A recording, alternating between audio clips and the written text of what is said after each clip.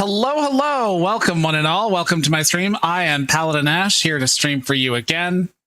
And my Fugi has seemingly gone and died on me. One sec. Getting that from voice mod. Ba ba ba ba ba ba ba ba ba ba. What the fuck? Why are you being so ba ba ba? Okay.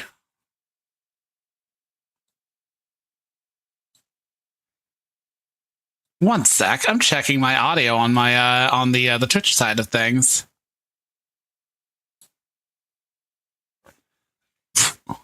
Okay, that's strange.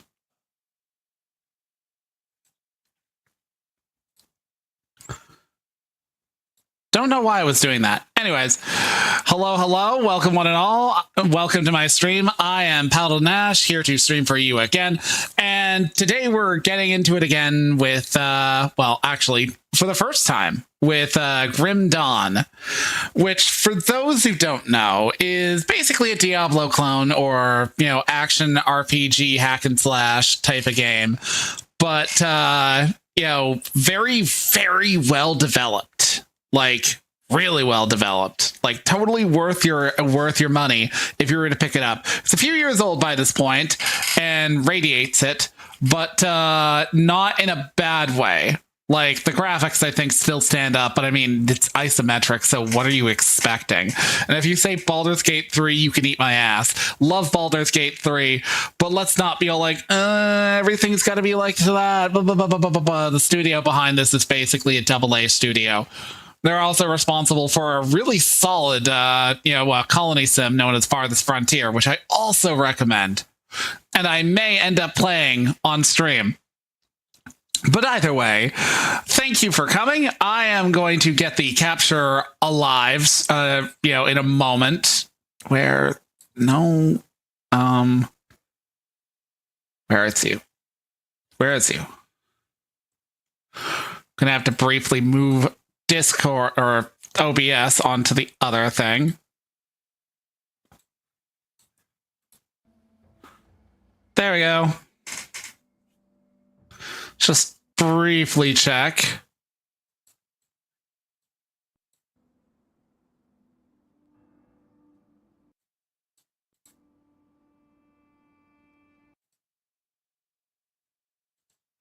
Okay, yeah. That is working. That is working. So I made a new whole ass character for this. Admittedly, I have not played this game in a while, and I've never really completed it in its entirety. You know, the bug leaves me, but when the bug does hit, it hits well. So yeah, let's start with the campaign. I also cannot increase the difficulty.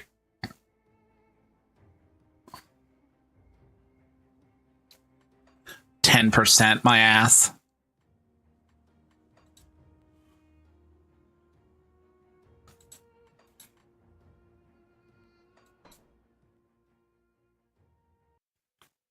Don't say would.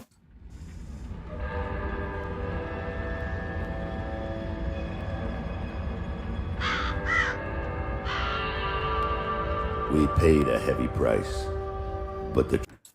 Fuck! Nope. Sorry, I clicked the thing and did not mean to click the thing. I'm gonna have to delete him. Create character. Elijah. Not hardcore. Okay, I'll say would.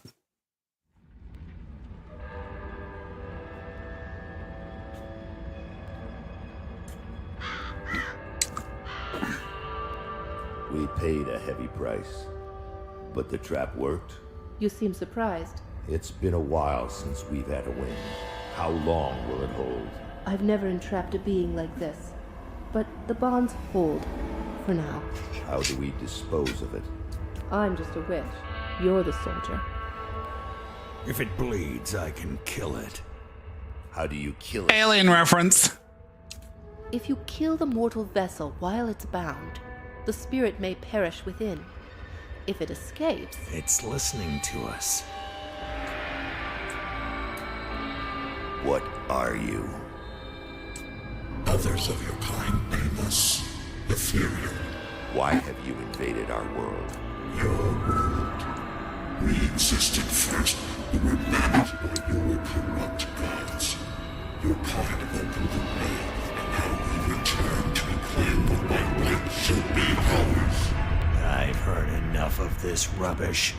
Let's hang it. Strangulation play? Strangulation play? Yes, daddy. Yes, daddy. Choke me harder, daddy. Find another. Desires, emotions. Your kind is with Can you taste my desires and emotions? Do it. Would.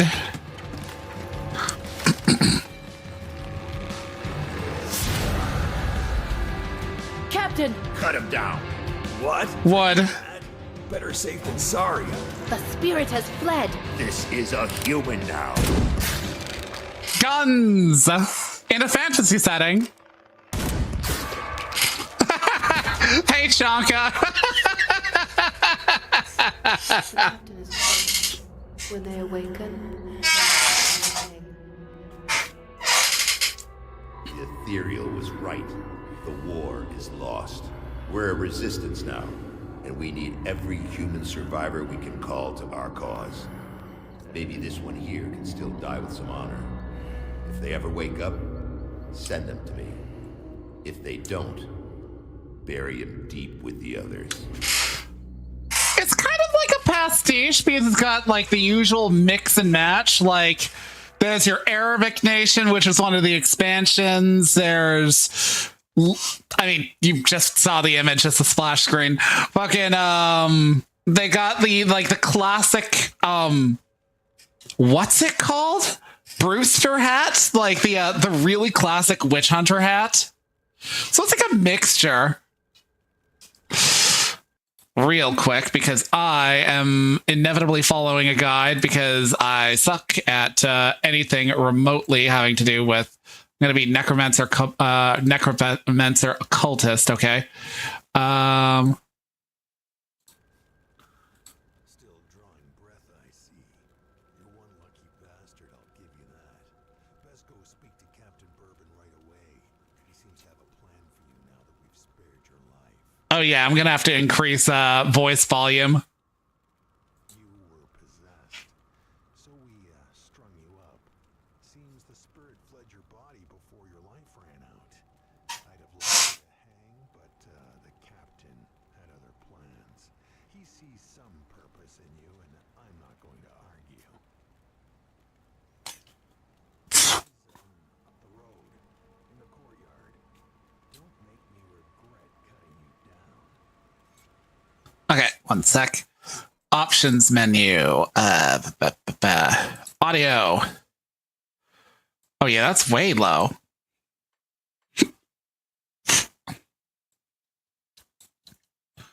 Let's increase everything just a little bit.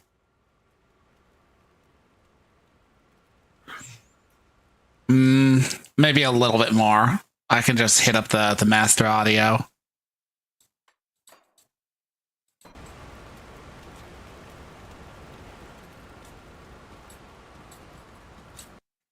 Okay, controls. Can I get some WASDs in here? Can I get some WASDs?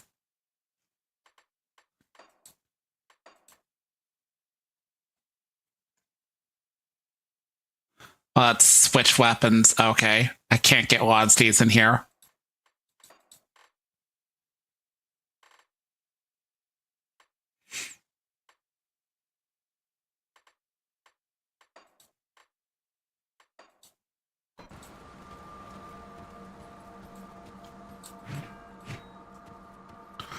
Yeah, this is very much Diablo-esque.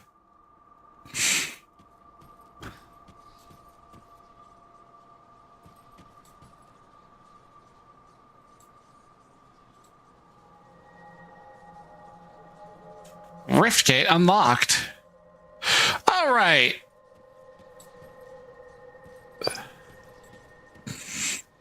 You're not looking too bad for someone just come back from the brink of death. You were taken, possessed by the same creatures that have been reanimating these zombies here. Normally I'd have burned you with the rest to be safe, but we've lost too many people to the dead. I need someone expendable, someone with nothing to lose but a lot to gain. Right now, you're that person. Prove your worth to me, and the survivors of Devil's Crossing may just welcome you. The bodies of the dead are rising again in some horrible unlife. Corpses don't just get up and move around on their own. Something is reanimating our deceased with ethereal energy.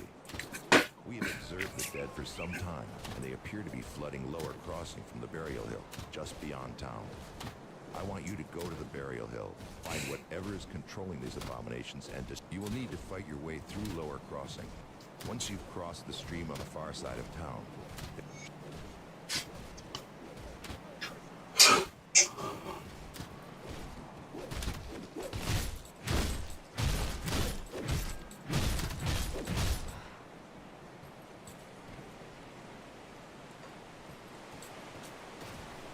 what is it now? The dead head out through Lower Crossing and make your way up to the road. Okay, where's the Lower Crossing?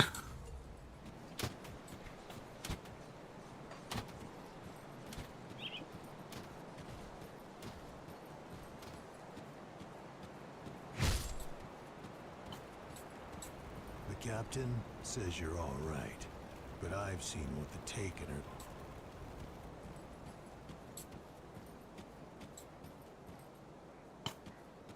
Okay, I can't repair that bridge yet. Right, I forgot. You created shortcuts in this, or you had to, like, have the resources to build up things. Okay, so they're basically very specifically telling me where to go. You're the one we almost hung. I didn't really see sense in it, but then again, no one really cares what old Barnabas thinks. I care what you think, Barnabas. The captain will be the one deciding whether there's a place for you here at Devil's Crossing. I care, if only because you're a wood. Absolute wood. You a good price on what I've got left.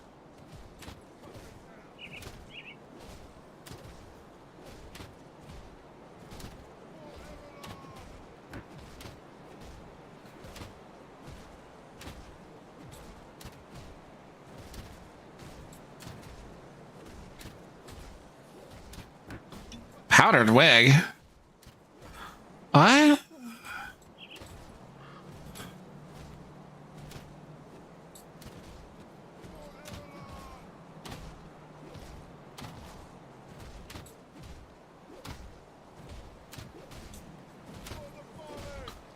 I'm just gonna walk past you fuckers.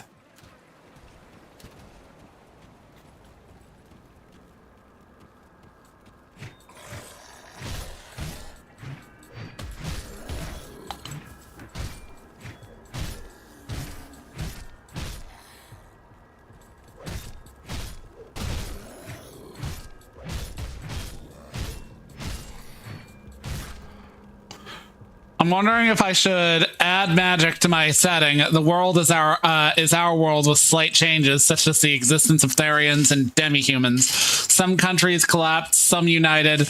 Mechs exist, walker tanks, and soon exosuits. So it's basically like... Is it future setting or a little bit like... more like 20 minutes into our future?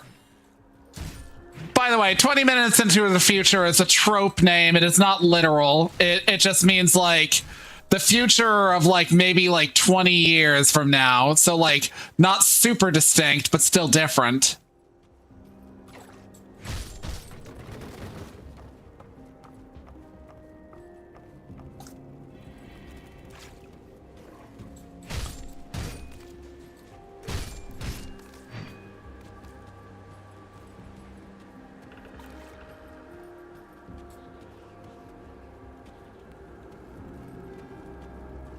Cool. So Is it like a case of, say, like the Therians and the demi-humans always were, or is it like more of a case of our realities merged with another, and the end result is like the end result of that 20-minute difference is the world reacting to that?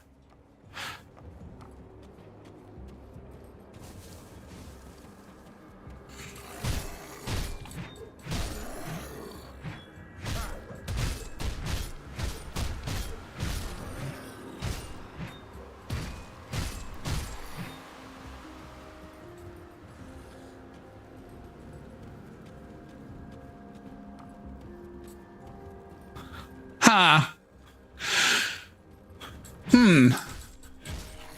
Magic could certainly be a thing, but in like a more like modern times thing, if you're gonna have like an emphasis on like a lot of technology, I'd treat it as like an occult thing, like secretive, mysticism, esoteric, that sort of thing.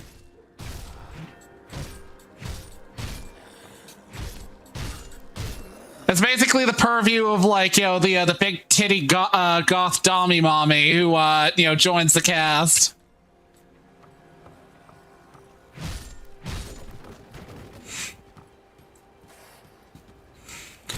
Or it could also explain like some Zenyatta spiritualism, say like Overwatch.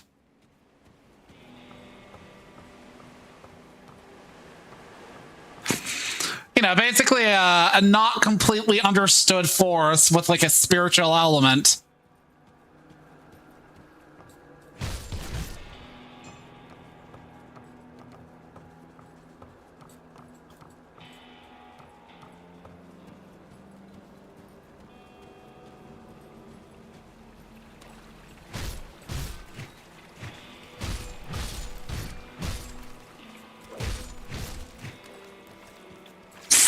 Ow.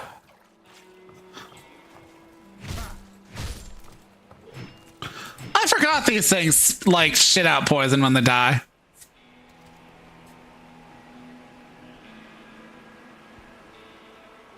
Huh. What are black veils?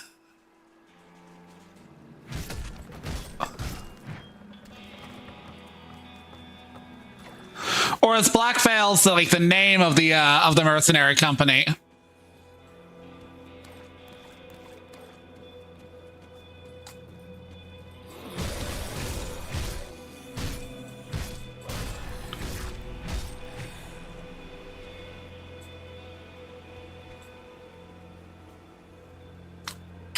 I want to be necromancer. I want to...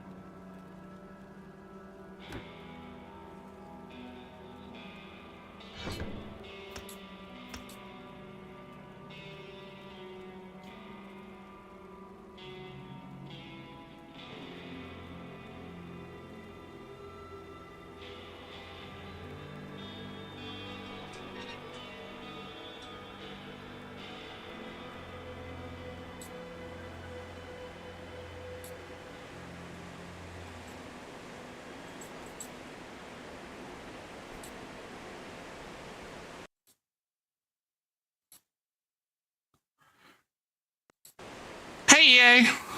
It's the name of the mercenary company. They were founded by Zofia Kowalska, a Polish kitsune, a demi-human, and William Fisher, a German wolfman in the 1870s.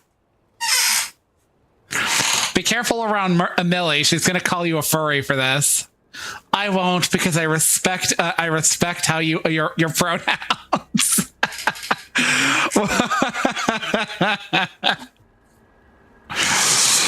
But I also, you know, like that so far.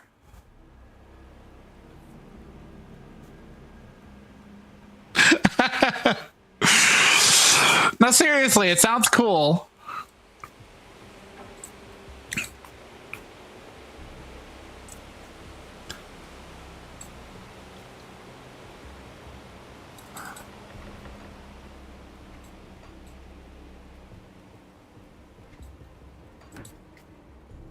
That ain't it. How do I put that?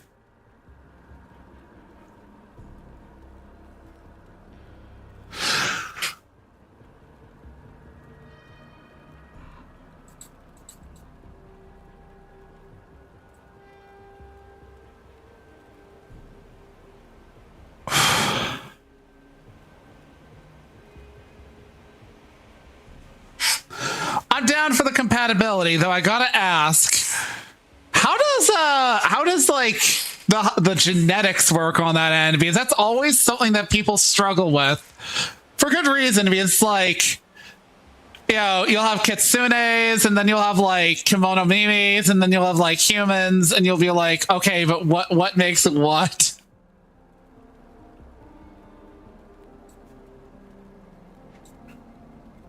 How do I put the weapons in, or the skills?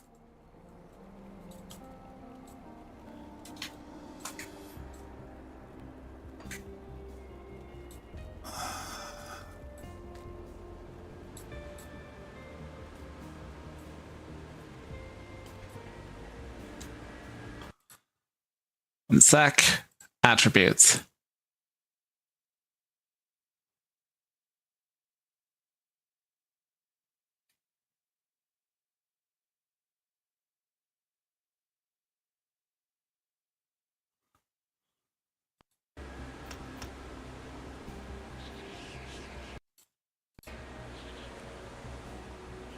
Stupid fog I had today, and in the small village I'm working in, a stupid deer was standing right on the street. Yeah, that happens from time to time where I live. Various species, but the key is who has the stronger genes. Sometimes you get Therian child, or you might get a demi-human child. That sounds pretty cool.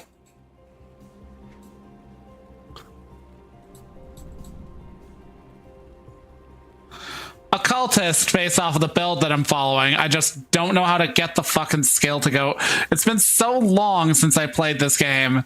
I don't know how to put the skill into, you know, my thing. See, current level, skeleton skill. Is this automatic?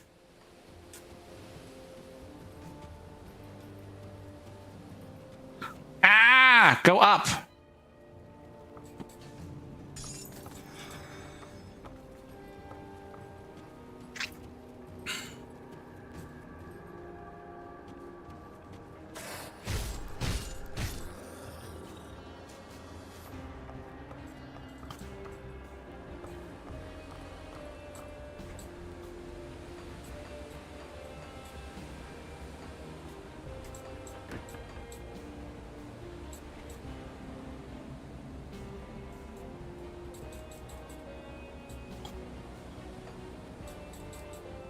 Oh, never mind. Found it.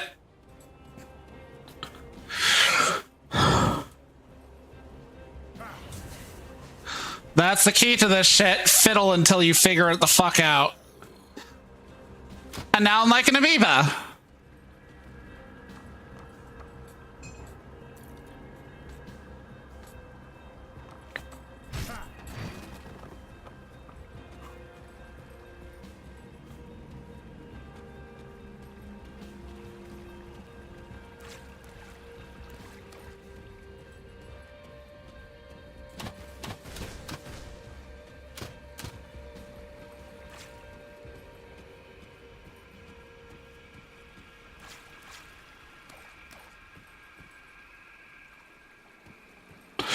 I tend to like, you know, pet builds. I mean, they're lazy, but at the same time, there's something hilarious about just being like, you know, okay, bees, all of the bees.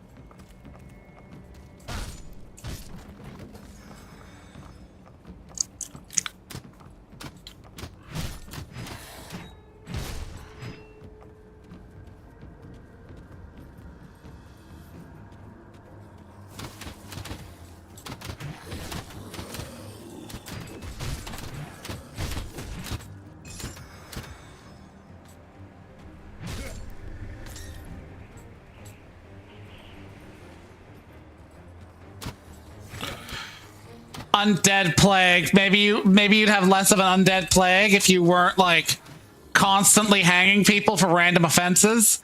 Why is there like a hanging tree with like 40 people hanging from it? That tree's got less branches than corpses.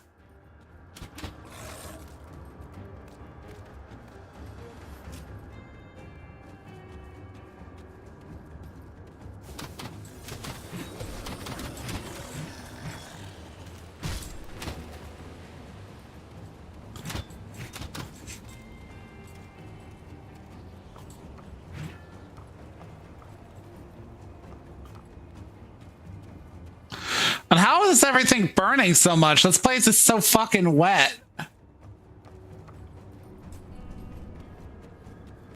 The humidity around here must be like constantly 100%.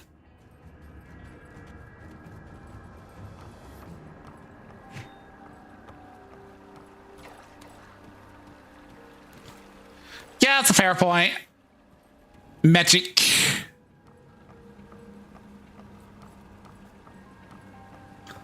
Or as I think a fucking Joe Quesada once upon a time said, when justifying the horse shit that was one more day, a wizard did it.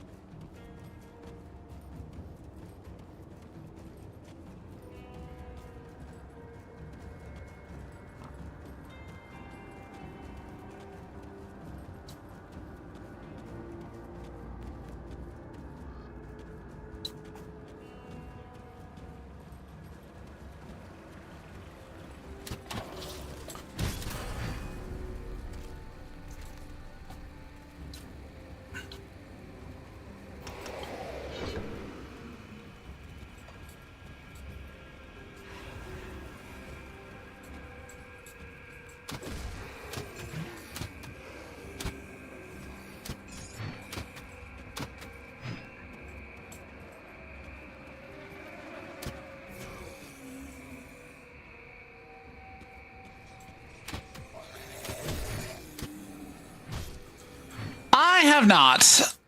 You know, actually, real quick, I'm going to check if I even own that, because that would be a Titan Quest.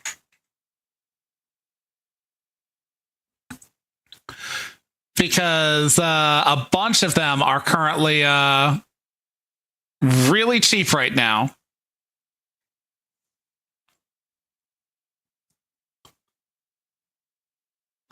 For how long?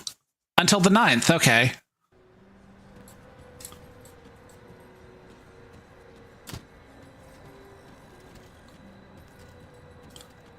Yeah, they got like a sale on them, and I'm like looking at a bundle of some of the older games, not Titan Quest 2, but the older ones, and they're all like somewheres in the vein of like $4.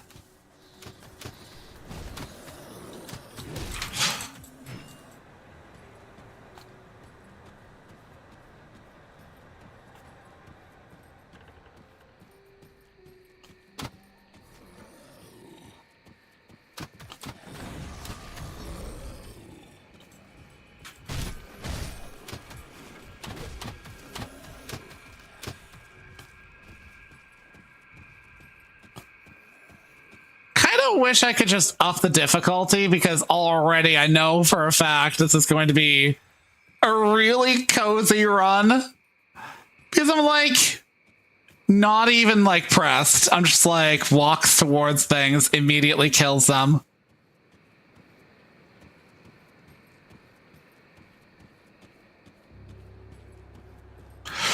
Like you actively have to go to the harsher areas, like dungeons and shit like that, to like have any difficulty when you're at like the start.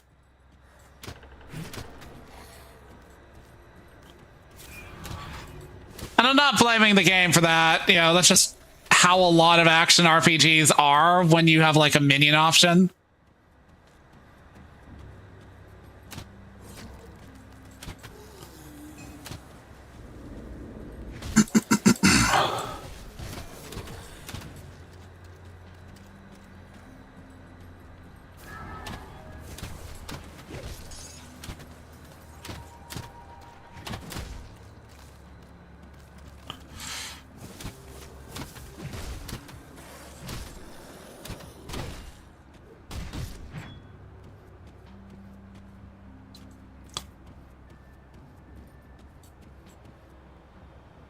Wood. Pillowy man bosom.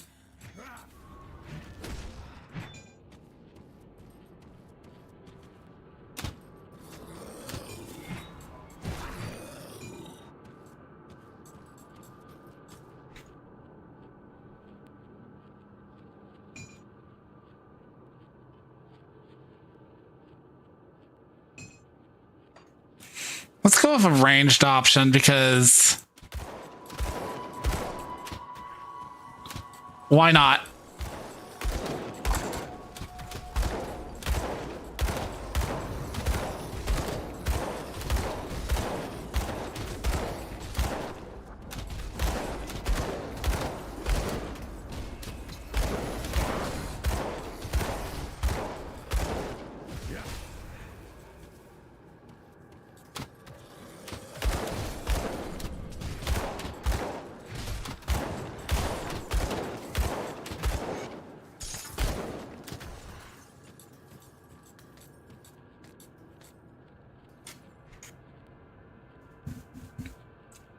See. I have no idea what any of that does, but you know what?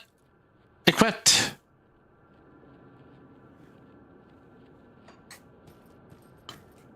It just seems like the right thing to use.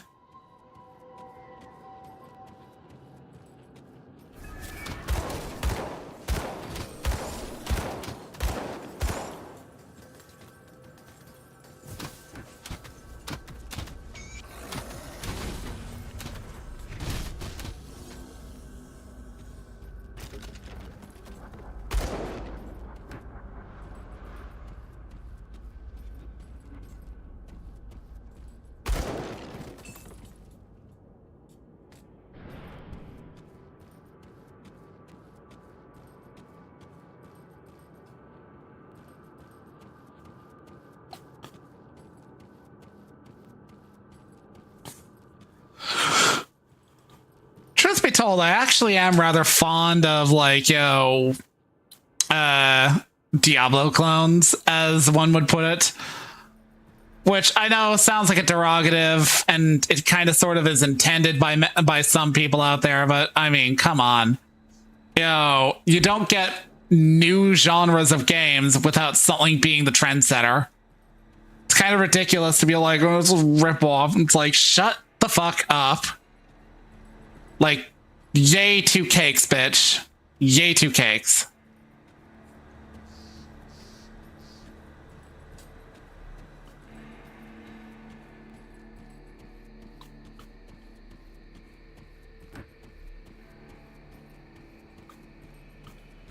And now I've got unassigned points.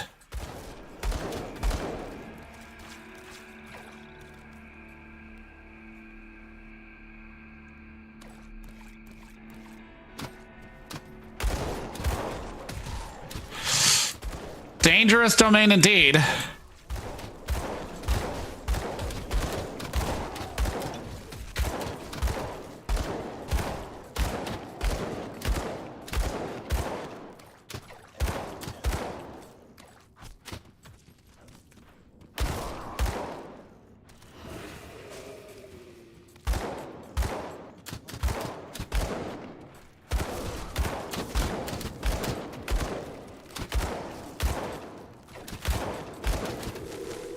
Whoa!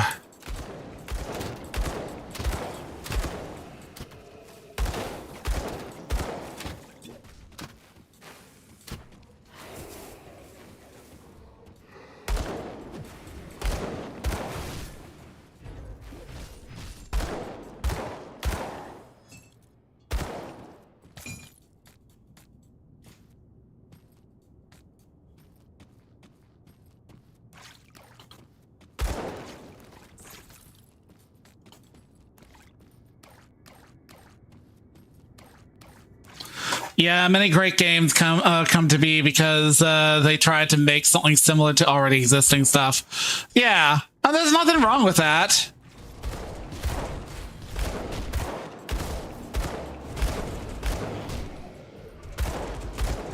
Oh shit.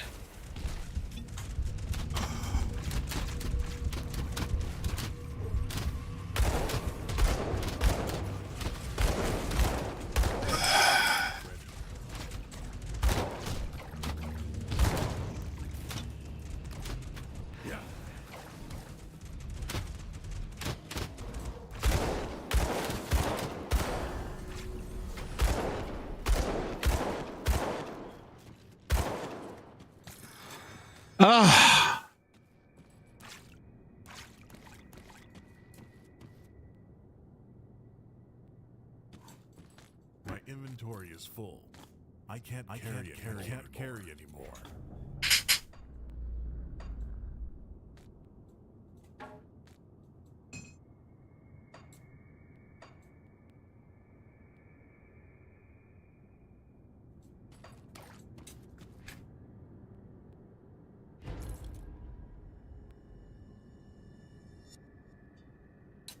Let's see.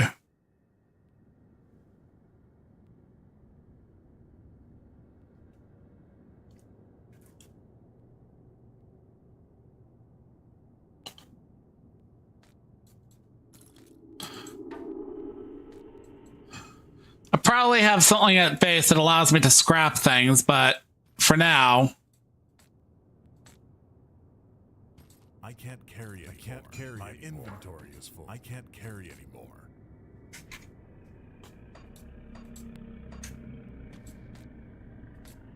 I can't carry anymore.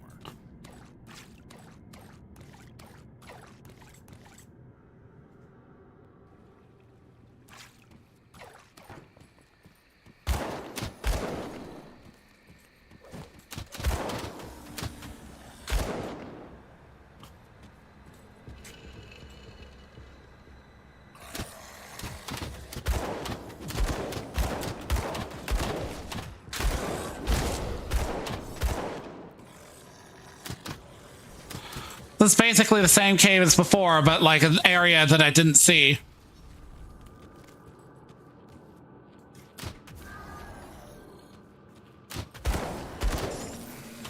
I need aether crystals anyways.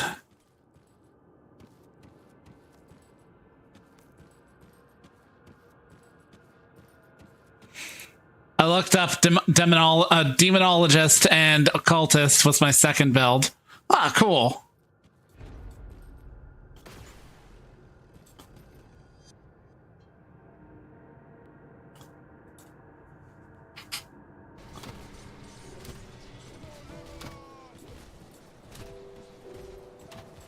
I'll give you a good price on what I've got left.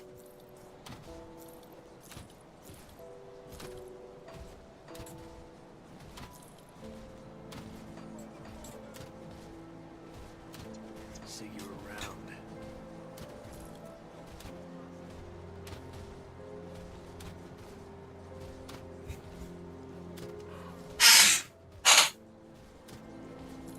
That's just better overall.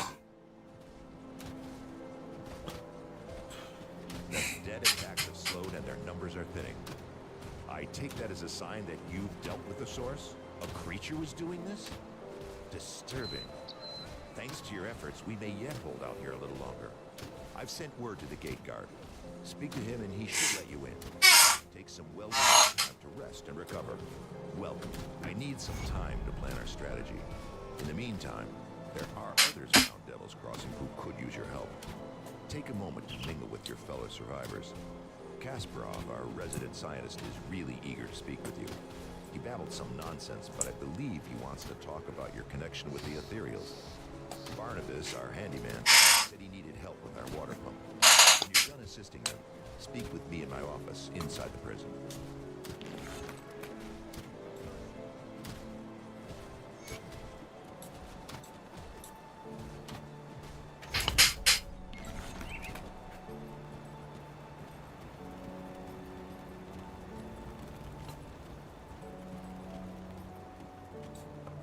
Got something you need stashed?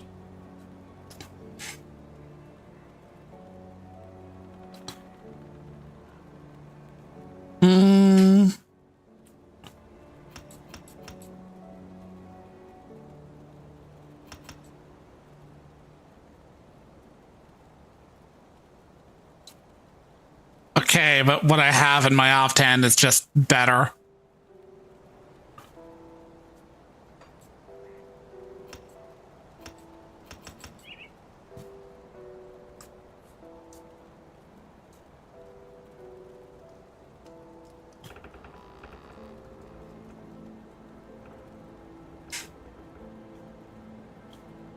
I'll keep an eye on this. Looking for a new you?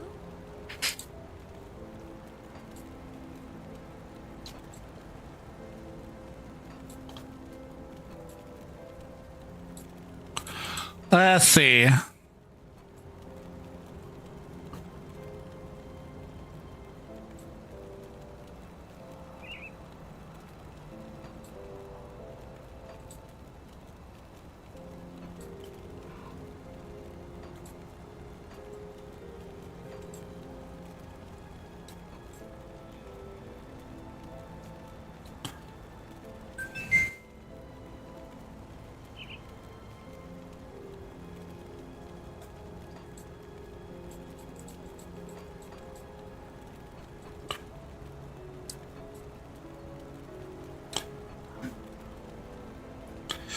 I could just leave things banal right now, but I mean, why would I?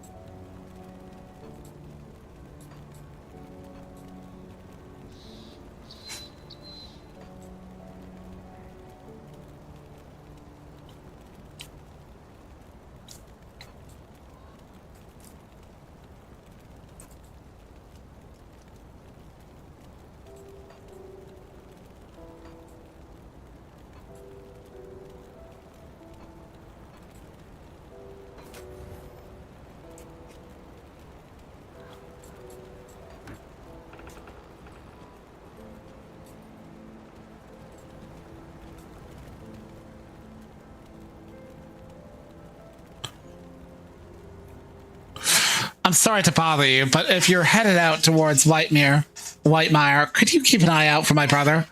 Who is he? His name is Milton Hart. He was a soldier in the Imperial Army. When we fled Burwich, he volunteered to cover our escape. He always had a penchant for heroics, but it's been weeks and we have not heard from him. I dread that he may have come one of the dead. He always wore an amulet I gave him years ago to keep him safe. Now I fear it may be preserving him in undeath. I wish nothing but for my brother to be allowed to rest in peace. Will you do this for me? Girl, if you hadn't fucking mentioned an amulet, he'd probably be alive right now. Fuck you.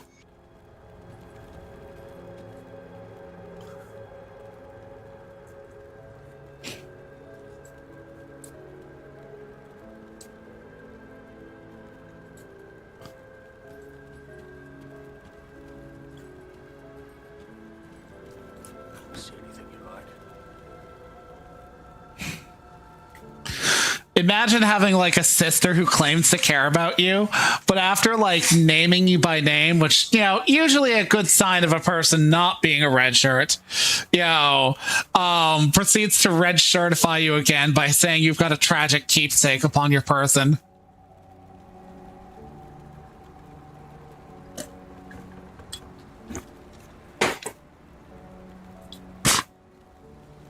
Put it to good use. Put it to good use. The use. Use. I'll stop. Welcome to my workshop. I saw you fighting the dead out in Lower Crossing, and I dare say you were absolutely brilliant. Evidently, cutting you off that noose was the best decision the captain made that day. Where are my manners? I'm Kasparov, scientist and inventor. What brings you? Rift gates, yes. The Ethereals use them to get around. I was working on a way to close them, but then you stumbled through ours. We have never seen a human, possessed or otherwise, pass through one before. Not a living one, anyway. It was then that I realized that we could put these portals to use. There's something about you that is attuned to the rift gates, and I intend to replicate it. You don't remember anything, do you? I may have taken some liberties while you were out cold. It was just a few tests, a blood sample or two, nothing major. The results were curious. It appears that your body is still teeming with residual aether energies. Don't worry, you won't be growing any new limbs, probably. but I'm going on tangents here. I believe that with a correctly treated aether energy, we can replicate this phenomenon in a controlled manner, as in without the need for pesky possession. I've been working on just the device to do it, but it needs power. For that, I require aether crystal fragments. I always love when games basically have that, like, included conversational item where you're talking to a person or like, I need a thing, and you'll be like thing, holds out thing. And they'll be like, shit. Yeah, as opposed to exiting conversation and either having to go pick it up again to flag yourself as having it, or, you know, having to exit conversation, stand there awkwardly for a moment, and then converse with them again and feel like, here's thing. Excellent. These will do perfectly. I'll just place it on my device here, and... Oh my, that's not right. Not at all. That pulse, it wasn't supposed to go off. Oh dear. 1, 2, 3... Yes, my fingers are still intact. Did it reach you too? How do you feel? Ah, very good. I'm sure a little more aether in your system won't do you the slightest harm. Okay, maybe it was a lot, but you look fine. Fitter than ever. A real shame about the prototype, though. Showed such... we've been so preoccupied with this Riftgate business that I completely forgot about my apprentice, Darling. I sent her out to the Burwich Estates to fetch parts for our research, and she's been gone entirely too long. Seems her ineptitude carries beyond just the work. I have to say, I do feel a little responsible for her now that she's my apprentice. Could you please go out and find that hopeless girl? Man, I can't remember if she's alive or dead. Perhaps she gets the office girl from the beginning of Elfin Lead treatment.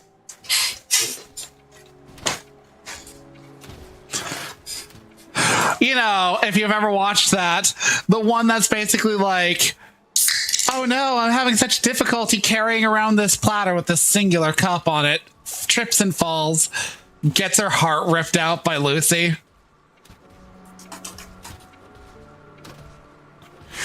Shanka's not here, otherwise he'd comment, because he recently watched that.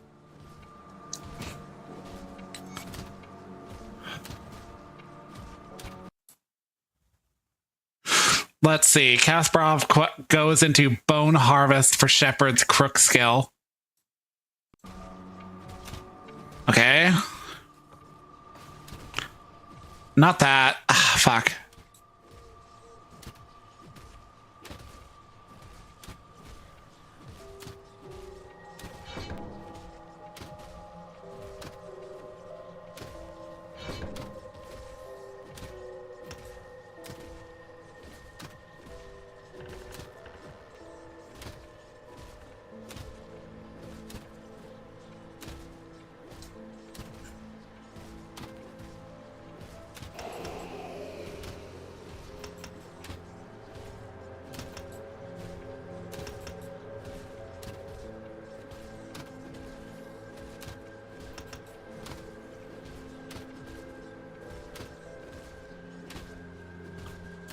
Okay, so what was it?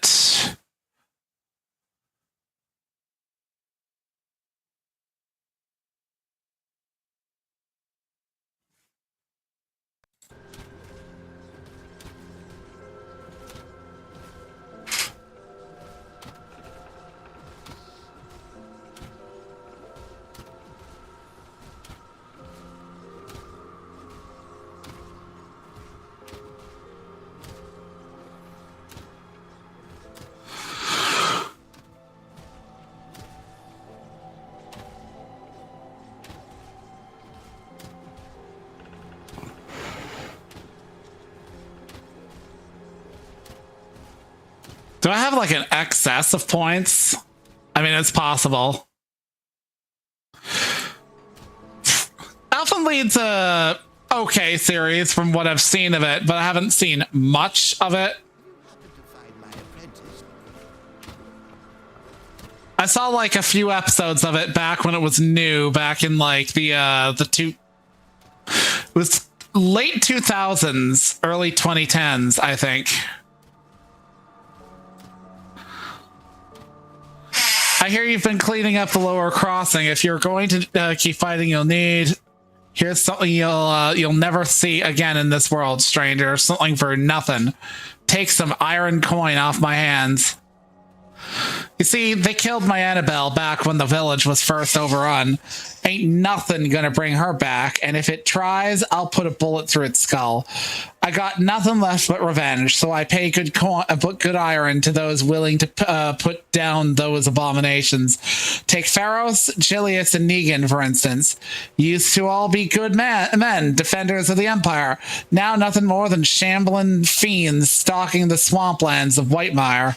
Slaughter them.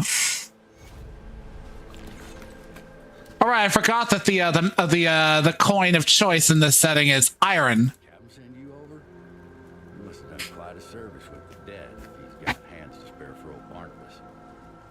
Let's get to business, yeah? Our wind pump's broken down again and we're running low on water. We're all out of parts, so I can't fix her up. Can always melt down what weapons we have, but I'm not too fond of being fired in my sleep. I'll need scrap for lower crossing. Search the ruined houses and the old dump.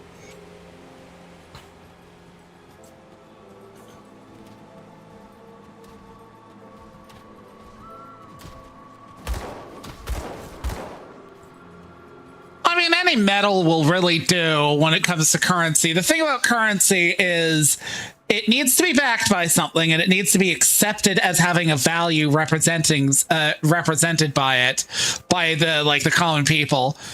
I remember in history class, we were told that in many European places, the concept of money, at least like a transferable money, came from like gold sellers. Essentially, somebody would bring them like metal or gold or something like that, and they'd write that person like an IOU, because like they'd hold on to it, and that IOU would go on to have a meaning behind it, like a monetary meaning behind it.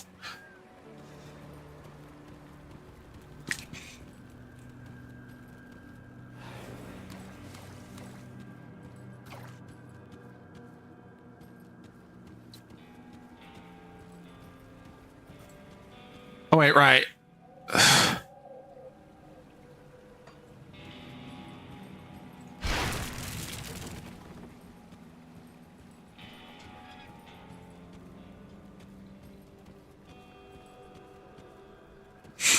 That's actually the thing. It's like in America, they had what was known as the Sacagawea dollar. And that was like an attempt in like the 80s or 90s to have like a metal dollar rather than a paper dollar. And the thing is, it didn't catch on because they poorly advertised it. So people didn't accept it because they thought it was fake.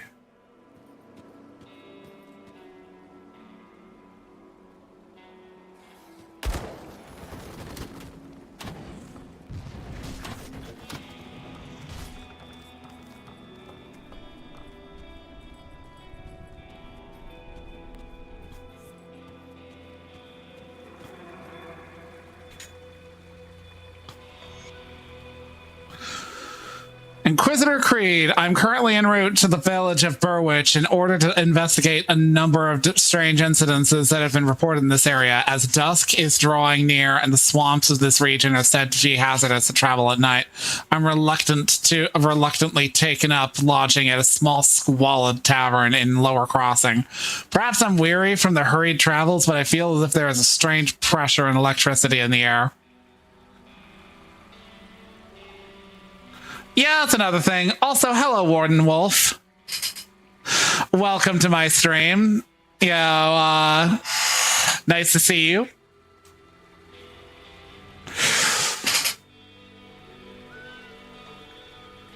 Slabs of copper. Yeah, that makes sense. That's cool. I want to say most people, when me and Bo are streaming at the same time, have a tendency to, like, you know, show both of us. Partially because, honestly, like, yeah, we're always playing such different games. He's over playing Menace, I think it was called. And I'm over here playing Grim Dawn. The old and the new.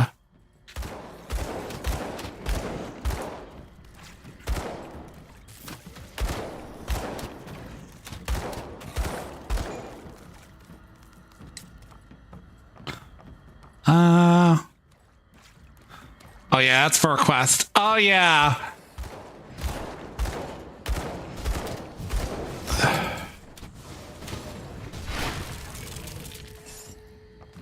Burst into treats. Ah!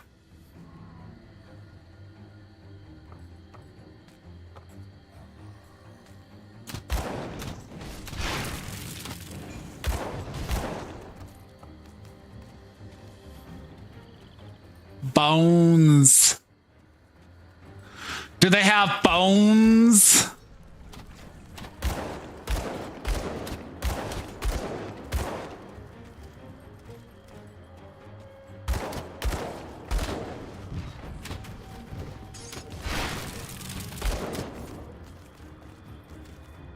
Absolutely demolished.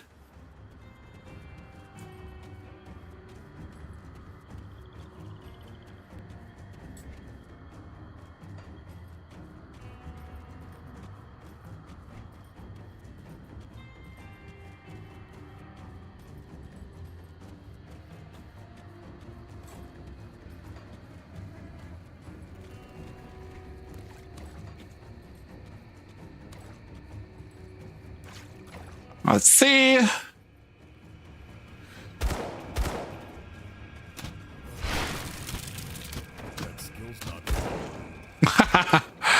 There's the Hellhounds that Evil Autism was briefly freaky on and then was like, oh wait.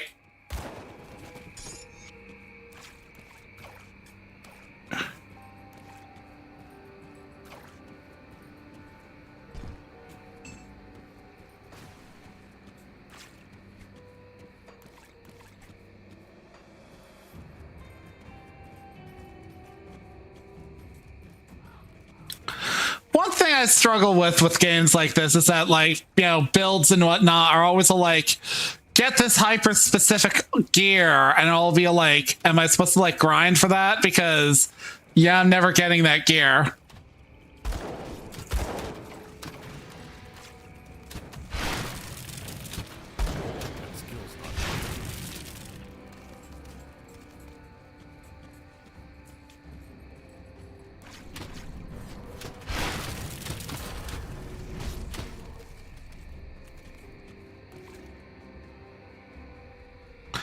Okay, so let's see. Until level 9, but like I'm all stacked out in this. Shepherd's Crook skill from level 10. Continue placing or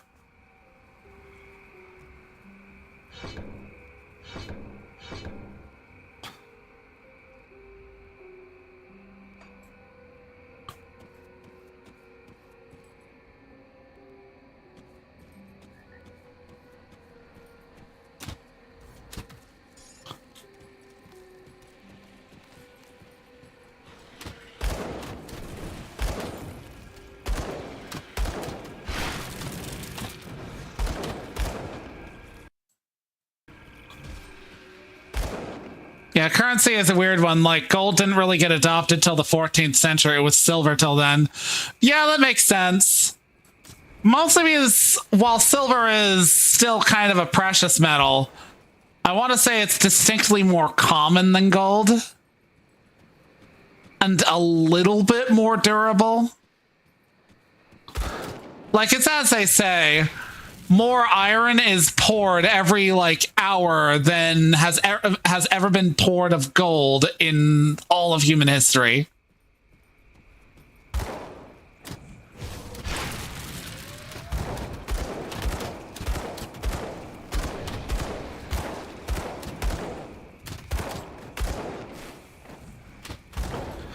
The thing about gold is that it's like predominantly like a decorative metal until like within the last 50 years, it has been predominantly a decorative metal. But then like it became noted for its ability to transfer currents and maintain temperatures.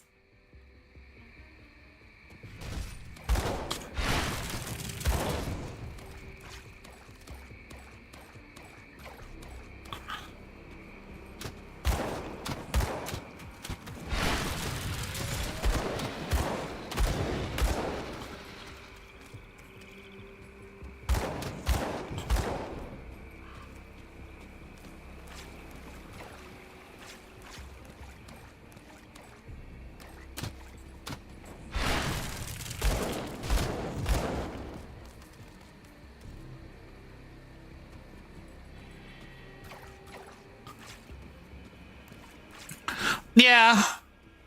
I mean, it was only within the last 50 years that we discovered ferromancy.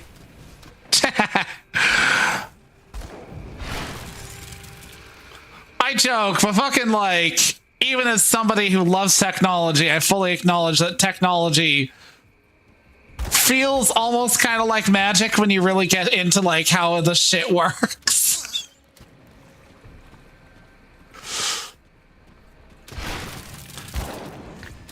And then there's that post out there where somebody talks about how like a radio frequency engineer proceeded to like sit there and build a small antenna for something they were working with out of a fucking paperclip, and it's literally just bending it into like different shapes.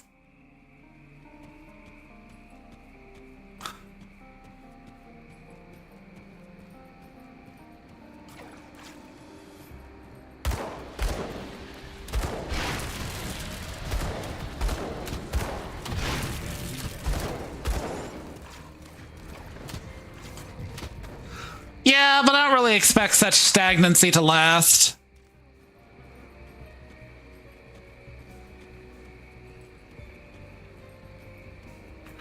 There's always some like new reinvention or some new way of figuring out how to make something work.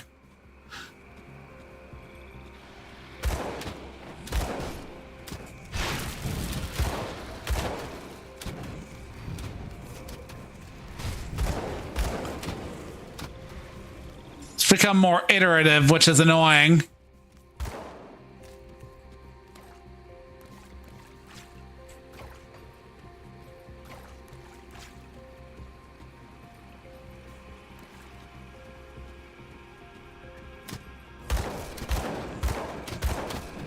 Remember, the West only learned how to make China because someone in Germany told a noble he could turn lead into gold, and the thing he discovered was how to make China, and boom, China's monopoly was broken.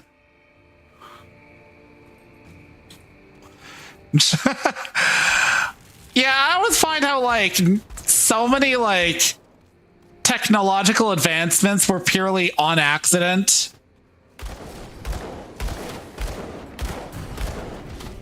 I mean, even gum was an accident, like, you know, like chewing gum.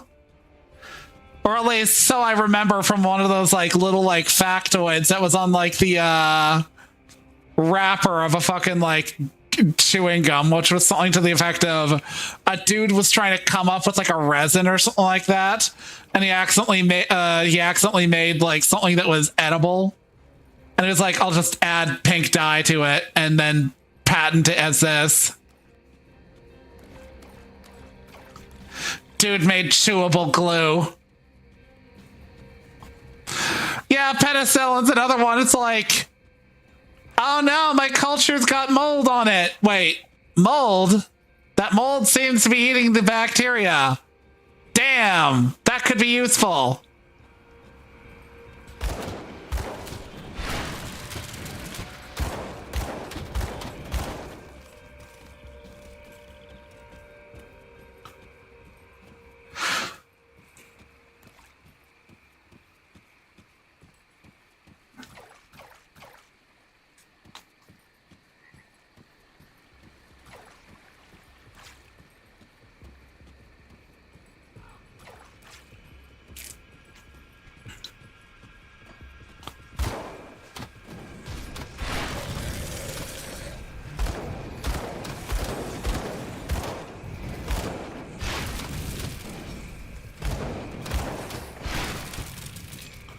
That's right. Fuck off.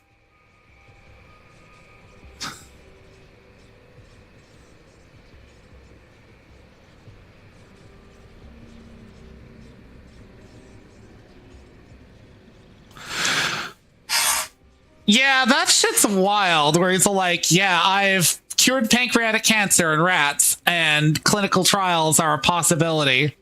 It's like, shit.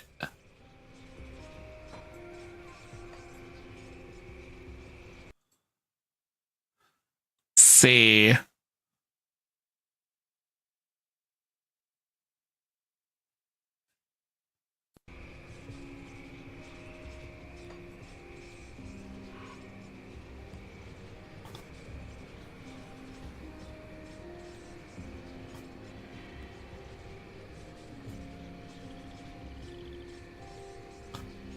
Um...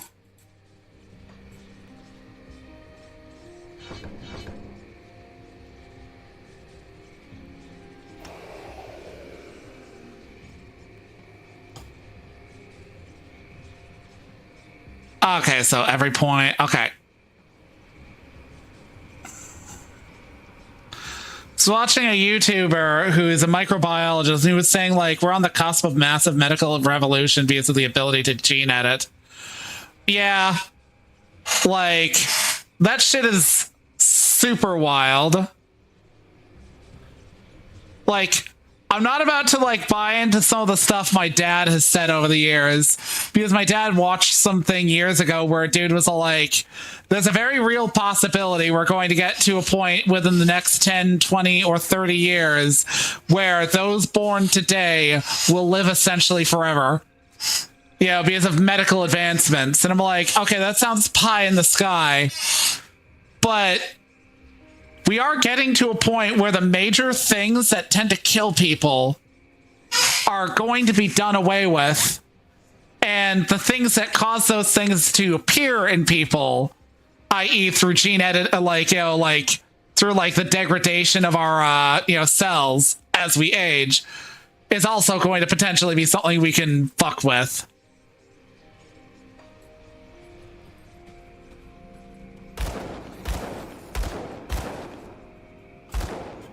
Ah.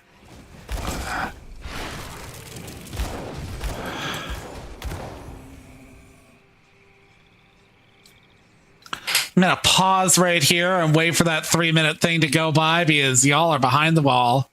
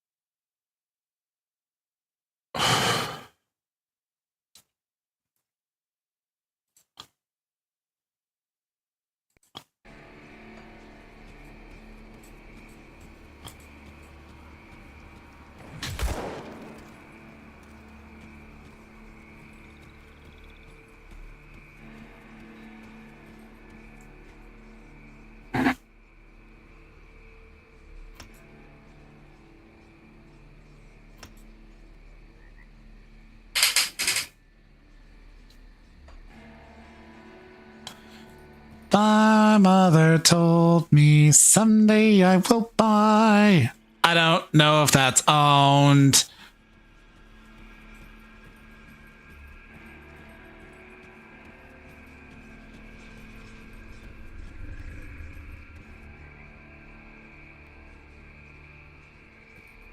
Sweet. Let's see.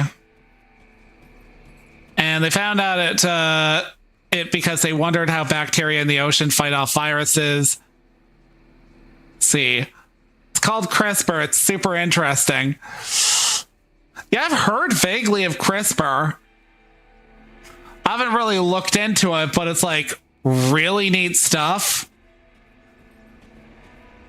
kind of unfortunate spelling in my opinion, because like ever since Grinder became a thing, I was like, anything that ends in like an R without an E before it, immediate mental associations.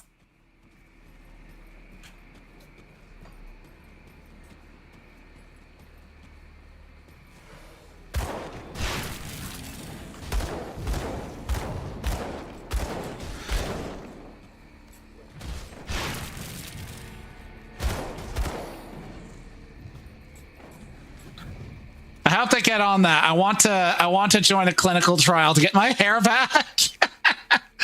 I miss having long hair.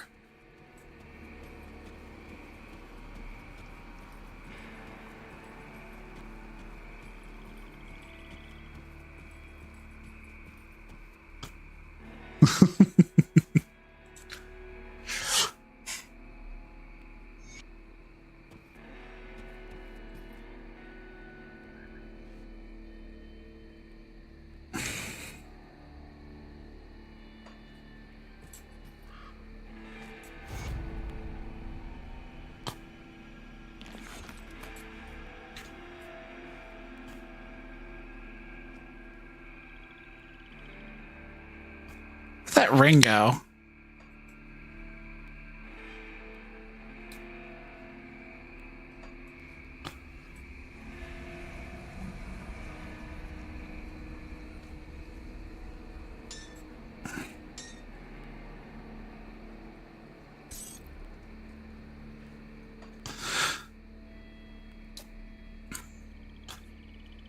You think they used CRISPR in the thing the Japanese did where they cured Down syndrome? This is the first time. Actually, no, wait, no. I think I vaguely heard about that. I'm also pretty sure people threw a fit on Twitter, but I honestly don't care. Like, I'm not about to say, oh yeah, now that that person exists as they are, they should be put down like the dog that they are. But I'm going to say, I have nothing against the prevention of somebody being born with something that will hyper impact their ability to just live life.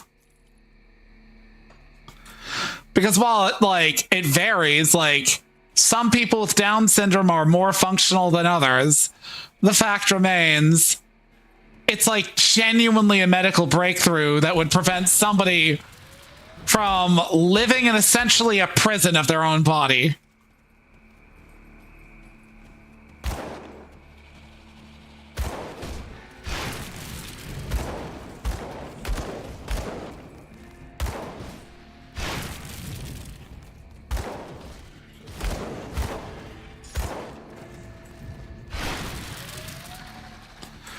Yeah, people are more concerned about the prospects that because they can't differentiate between actually being sterilized or euthanized for having a problem and making it so that somebody simply isn't born with that problem.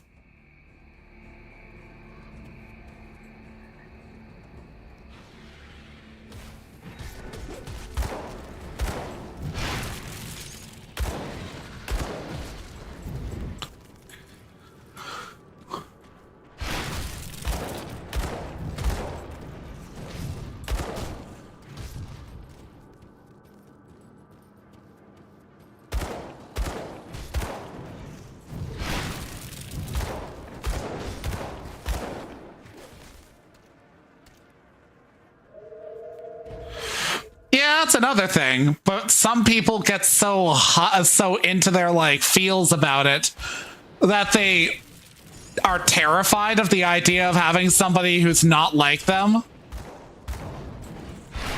I mean, just look at the deaf community. You know, there are people in that who will basically be like, yes, my child could be born with the ability to hear, but I don't want them to be born with the ability to hear because then I won't be able to communicate with them. It's like, congratulations, you think only of yourself. My inventory is full. Bo once told me about this documentary he watched where they talked with a family where the father was profoundly deaf. The daughter could learn, like, could get a cochlear implant. And the father was basically like sitting there angrily fucking signing about how it was like basically being erased and like having her culture taken from her. And then they ultimately moved to a deaf community. So like the idea of, doing anything that would make them have the ability to, move out would never happen. It is some distinct crabs in a barrel mentality.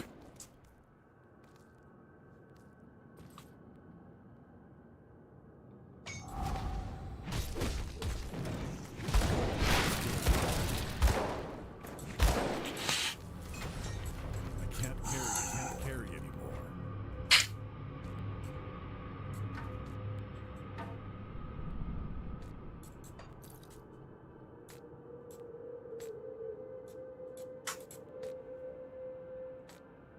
My inventory is full.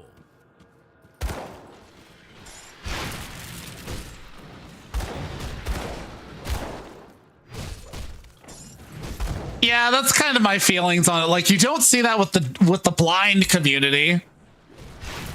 The blind community are like, either like, okay, I'm okay being blind, or I'd like to see, but they didn't make a whole culture out of it.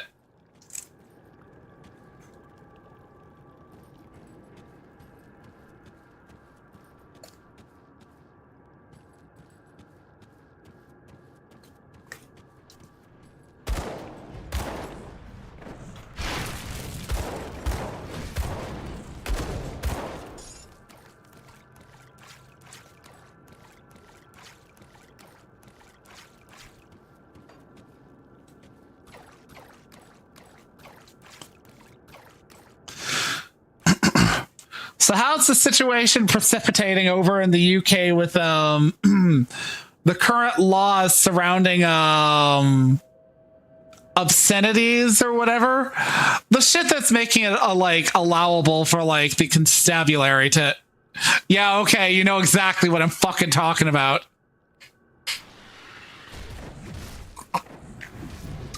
I was like, I'm being so vague about this, I don't even know exactly if I'm addressing it correctly, and you're like, I know exactly what you're talking about, and it sucks.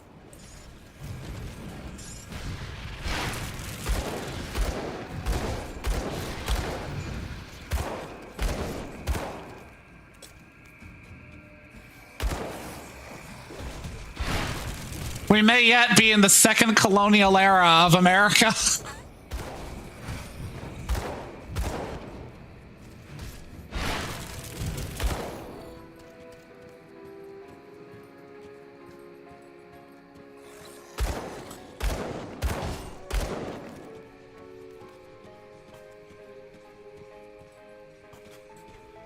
And just you watch, fucking, if that did happen, the left in America would turn on a dime to be like, immigration is racist.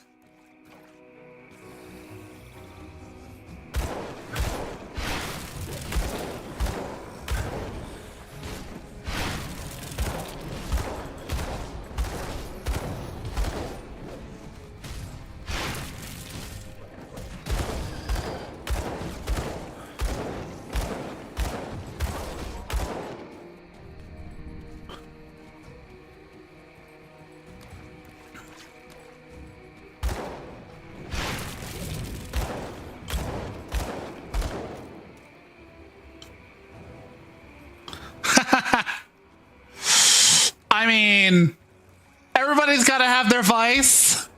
With America, it's oil. With you, it's tea.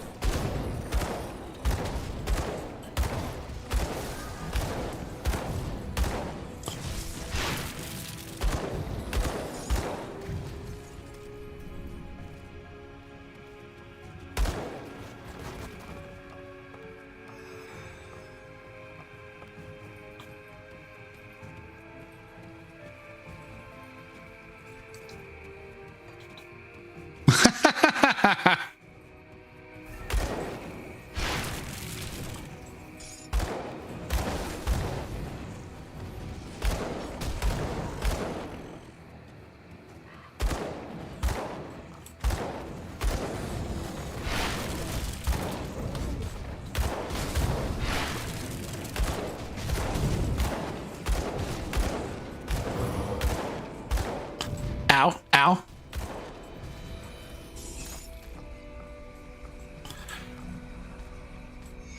Wow, did I call that? Sis is like, my brother's like dead maybe? Could you go check if he's dead? Well, he was certainly dead, and I blame her.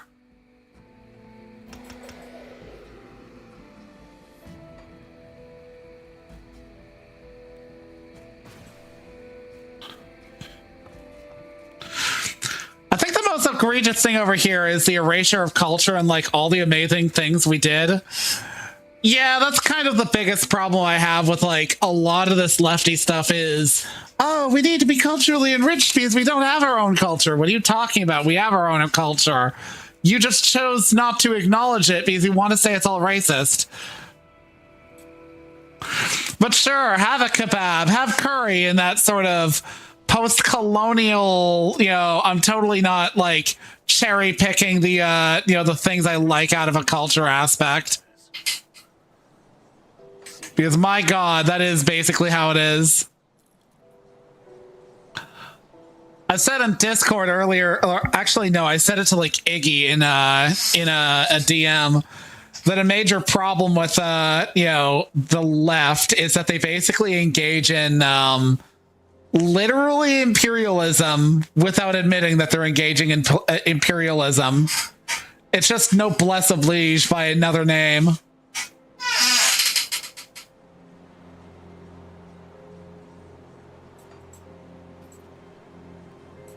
See anything you like? Iron well spent.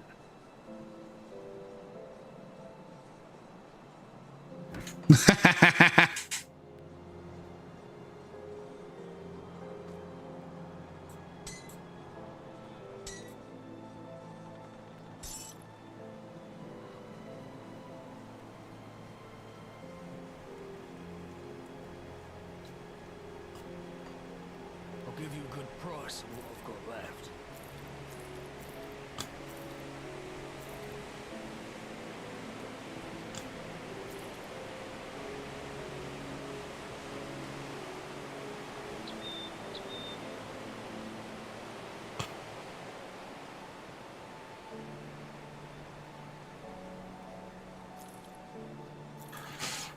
Sell. Put it to good use.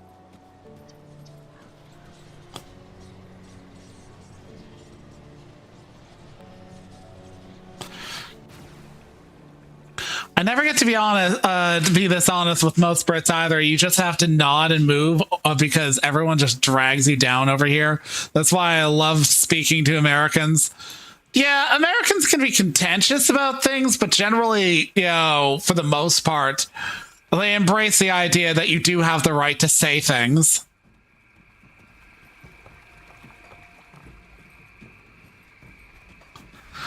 Like, the idea that somebody can be arrested because a meme on the internet made other people uncomfortable, it's just like, damn, wasn't Orwell fucking, you know, from your country?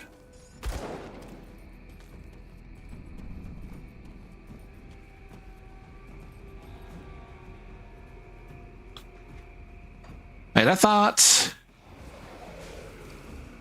Oh, I have to spam the button.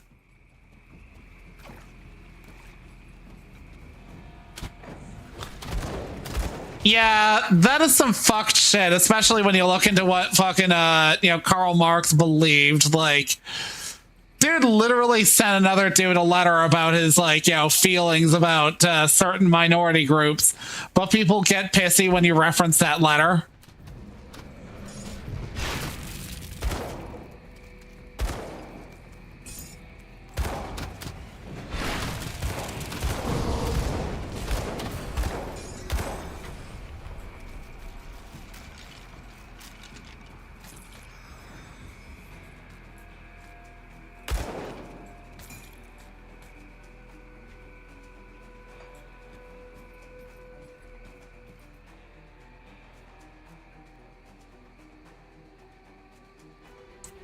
Yeah, that's the thing. Like 90% of his shit he wrote while he was living in his Enterpriser friend's home.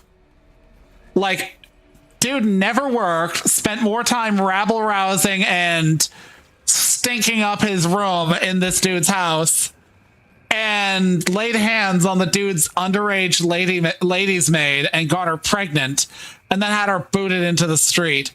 He was everything you don't want somebody that you follow to be, and would have been on Epstein's list, but you know, nobody's ready to have that fucking conversation. Yeah, Engels. And it's like the most hilarious thing, because he was basically like being fed and clothed by Engels while writing about how people like Engels deserved to be eaten.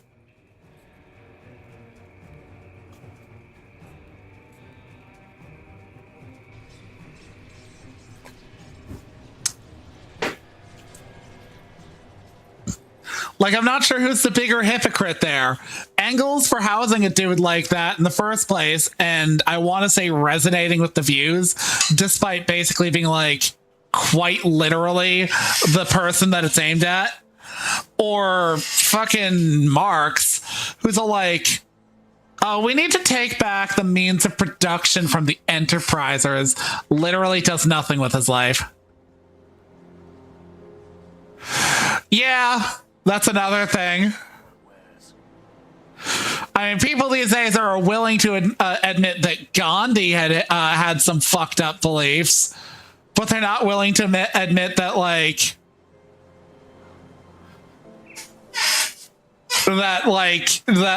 their personal messiah in the form of Karl Marx was awful. Just as bad. Nope.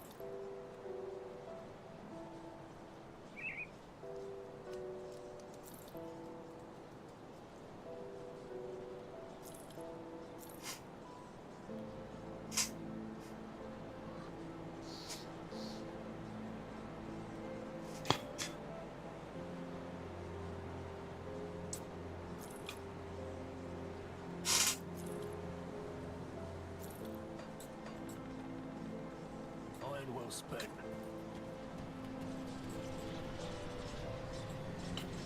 Back to there.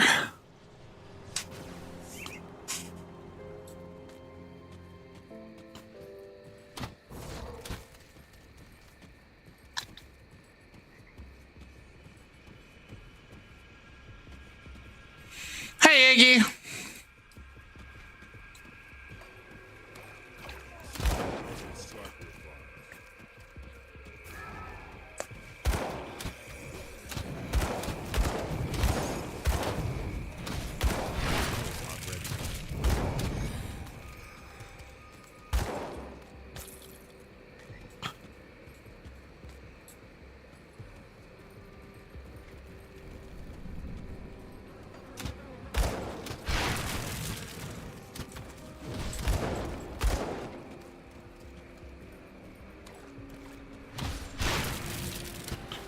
Bones.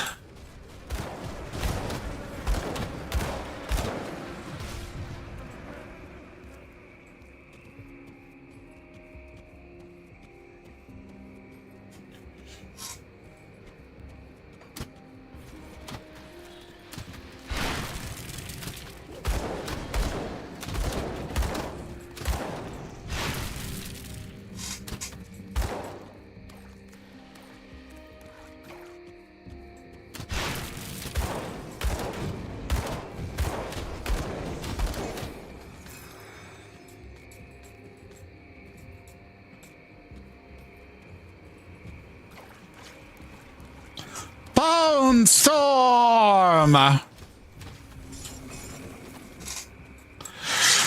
Sorry, that's an old one from back in the ICC days of WoW.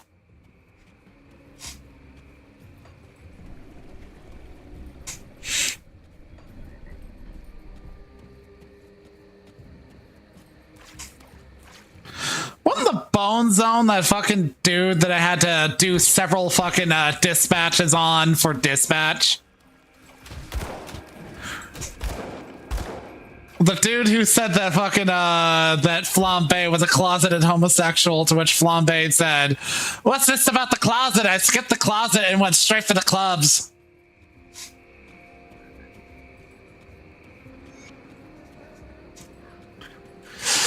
Love that guy. Great gay representation. You'd never know that he was gay. Just Latino and an asshole. And then you find out he's actually from Afghanistan.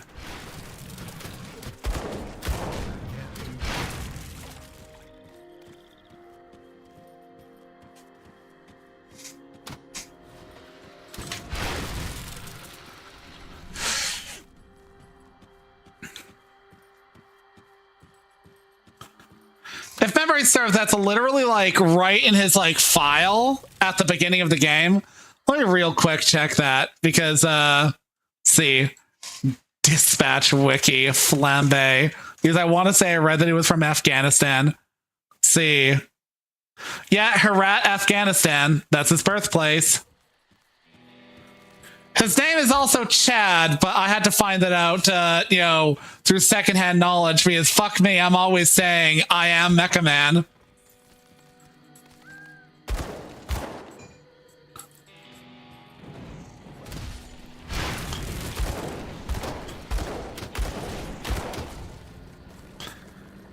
Because I believe in Twunk Tony Stark's personal growth. Yep, 100%.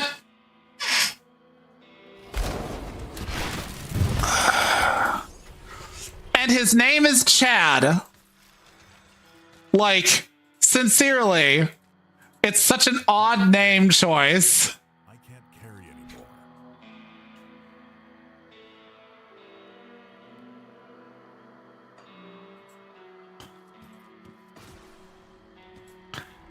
I can't carry anymore.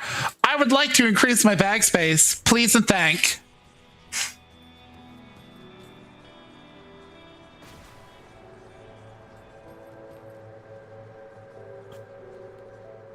Yeah, they genuinely did.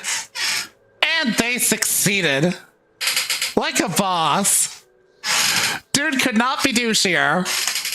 Literally has like a song where he's like dissing on the main character, but looking like a massive douchebag while doing so.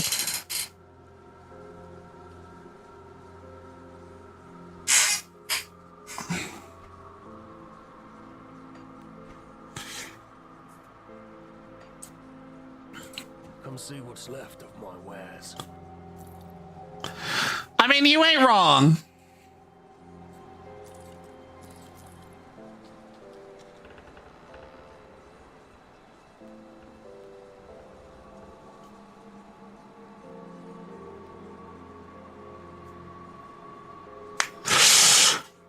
I don't know who Alana Pierce is, but I choose to not know who she is because I like her voice. But yeah, if Malevolent was romanceable, ain't nobody would have romanced Blonde Blazer or Invisical. Nothing on them. Love their characters.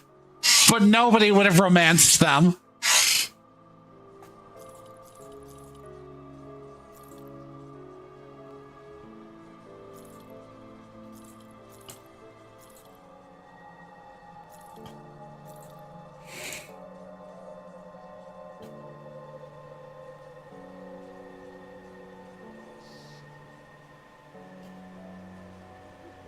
Oh, bonus to pets. Okay, I'll take that.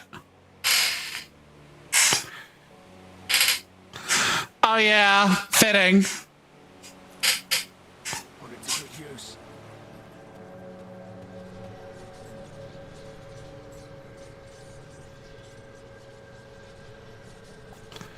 I didn't mean to do that.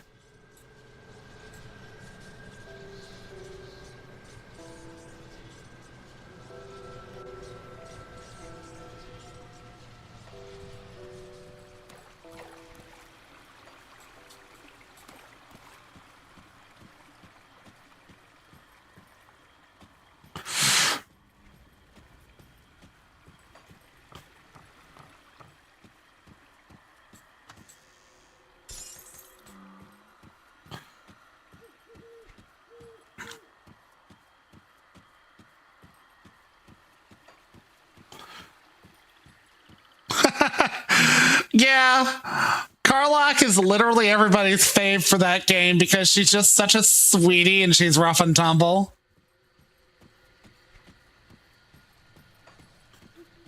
Like, dude's basically hunting her to take her head and, you know, hand it off to some bitch. And she's like, now, misunderstandings are being had. Okay, we can be friends now.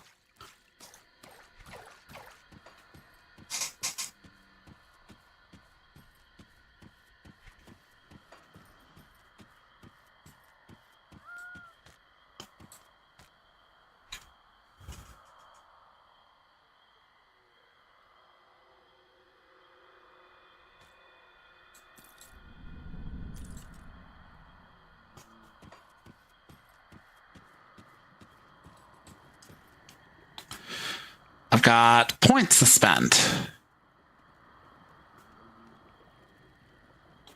What level am I now? I'm level 13. Where's the build? There's the build.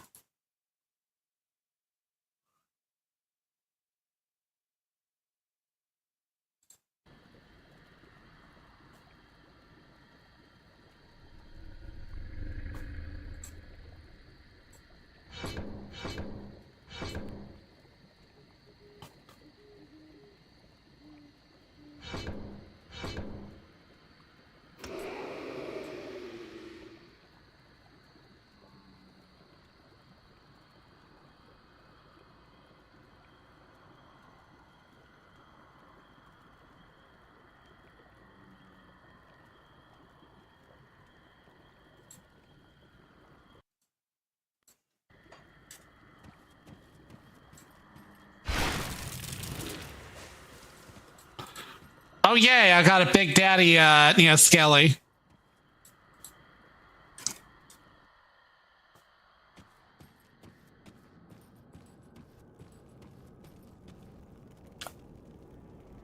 You folded instantly for Karlach and Asterion. So your types are big muscle mommy and refined, slightly effeminate gentleman.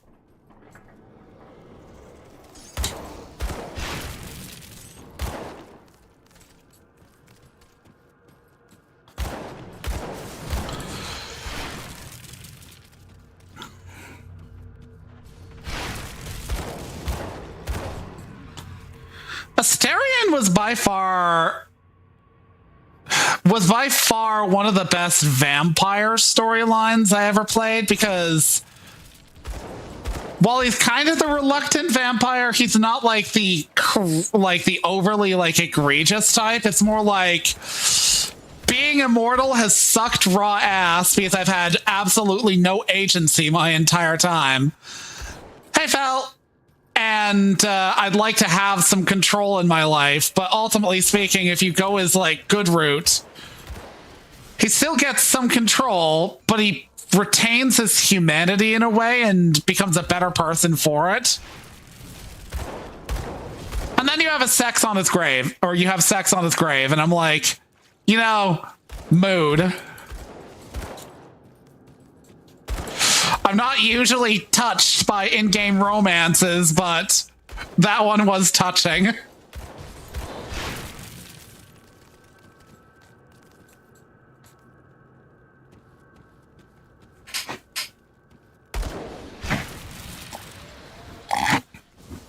And the funny part is I romanced him because I was like, oh, he'll be okay if I get plowed by Halson. He'll be like, no, that's fine. I getcha. I get it.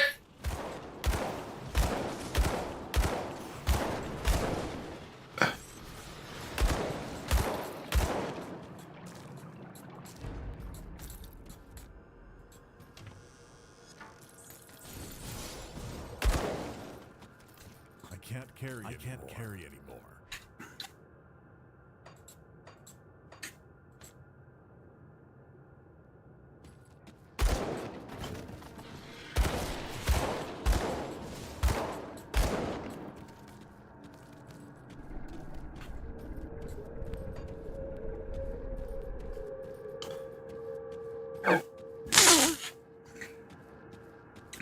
Yeah, Lae'zel, like, yeah, she's a jerk. You know, she's a fucking Githyanki. It's their thing.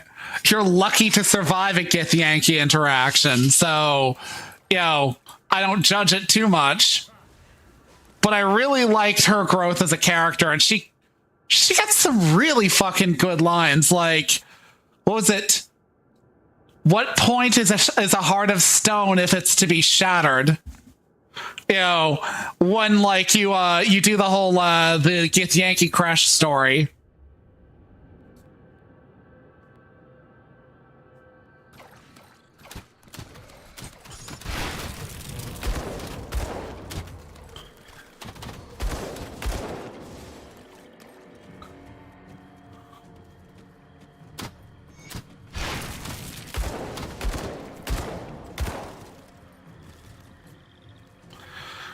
Thank goodness someone came. Those slut, they attacked my caravan and killed all my guards. I think the only reason they left me alive was so that they could have me fresh later, those bastards. I'm from Devil's Crossing. I can help you get back there. Don't kid yourself. Look at this blood. I'm not going to be able to walk out of here. I appreciate the thought, but it might be better to just end it quick. Probably won't like this, but I can open a rift for you. The last thing I want is my legs to stay on this side while the rest of me goes. But you're not giving me an alternative. There we go.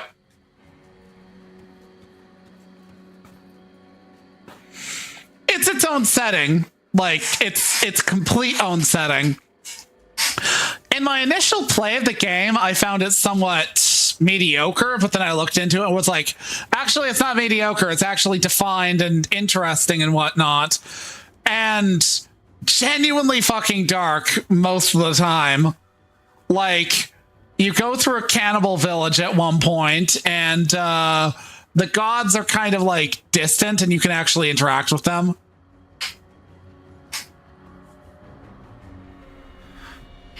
Astarion makes for the best bard choice. Like, if you're gonna go like specking characters as anything other than they are, or cross-specking, you know, Bard Astarion is a really good choice because his whole thing is that he's been like schmoozing people for years.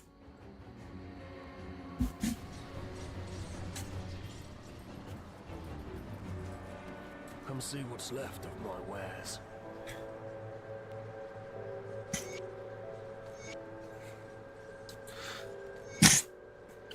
Let's see.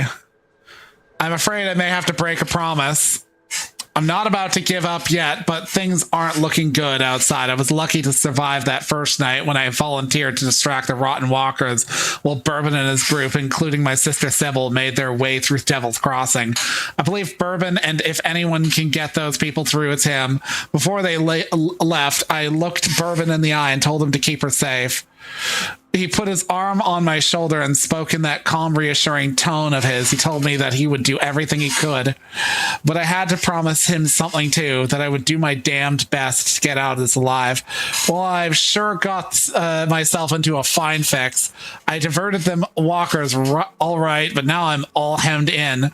I've been hiding in a group of old dilapidated shacks and keep changing position whenever the dead get too close. I can't find a way forward though. I'm running out of daylight.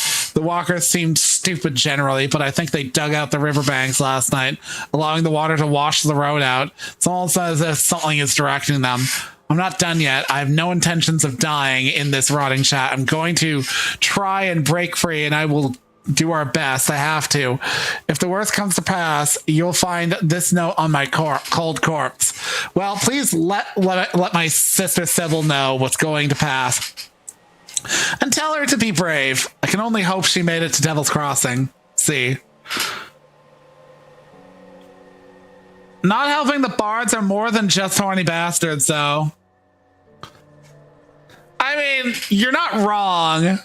At the same time, you know, like, that's what high charisma is for. Come see what's left of my wares.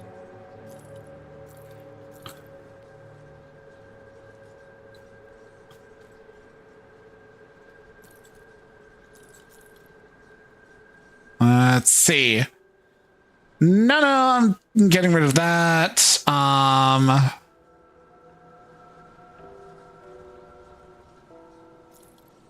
Getting rid of that, selling that.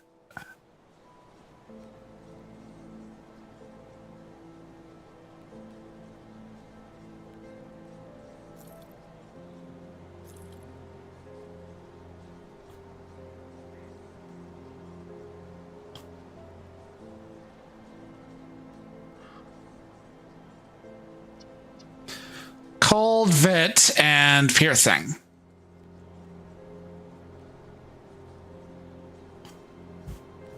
They do Vit damage. Bard was single-handedly my first and best play in Baldur's Gate 3, if only because I loved all those times where you could talk a person to death. Like convincing a dude to hand over a device that protects them from like the horrible shades that linger in the shadows, and then telling him to fuck off, and he does. The one thing I forgot to mention about this hellscape known as the UK right now, our Prime Minister won't resign after admitting to Parliament that he knew his advisor was a good friend of Epstein and was warned by MI6 he was a security risk. That's what you get for, you know, cronyism in politics.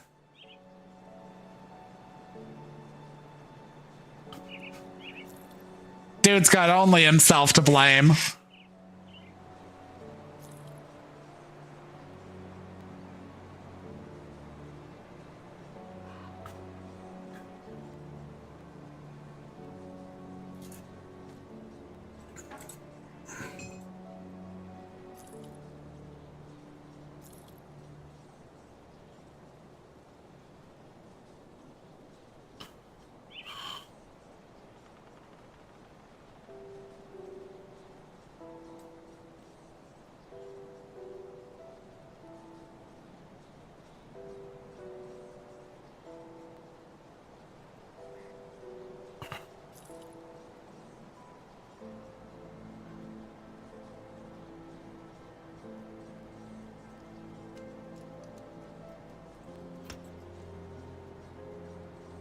Iron well spent.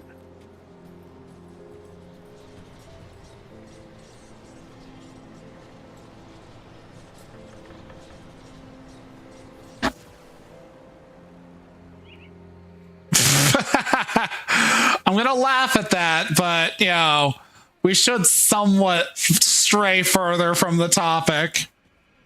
I appreciate using oblique terminology though. I'm just worried about TOS and Twitch deciding, no, that's a little bit too spicy.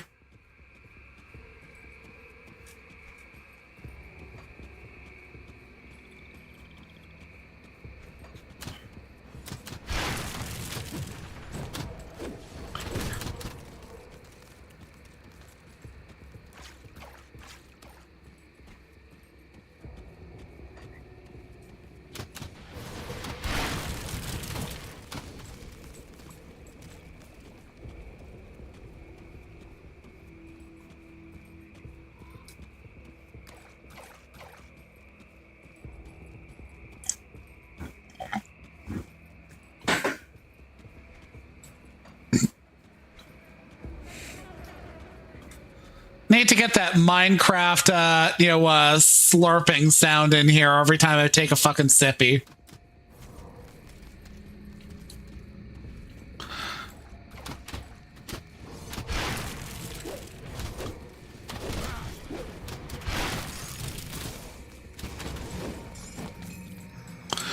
What's funny, Warden Wolf, is that like I took about like a month and a half off to do something in like the real world.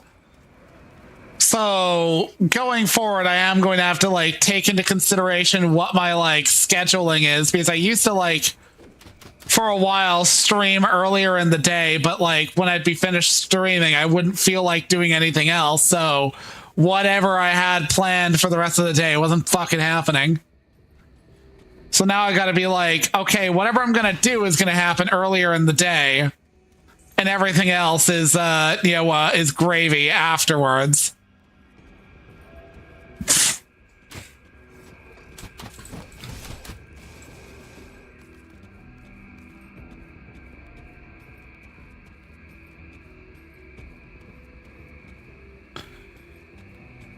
In this game, yeah, I think I think last time I played, it did have health potions in it. Because, like, when I logged in, it proceeded to be like, yeah, we revamped things a bunch, and you can dodge now. Allegedly. What's the button for that? Okay, that really should be a bound key.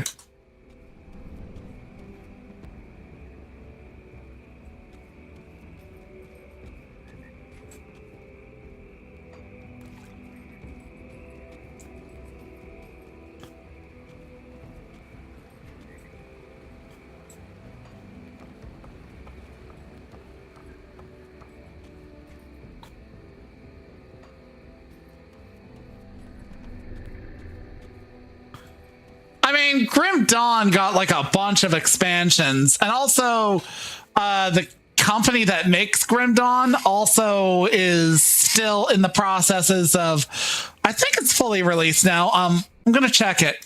See, the company that made Grim Dawn has another game under its name. It's called Farthest Frontier. Okay, yeah, it properly released in October of last year, and it was early access for quite a few years.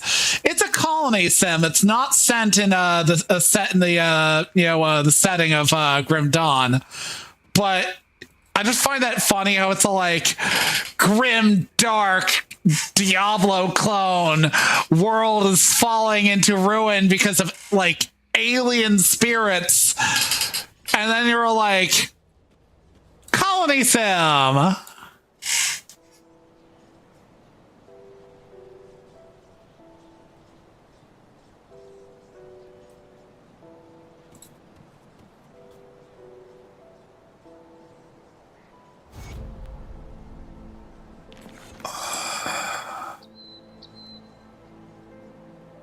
See, what does it say? Save, live.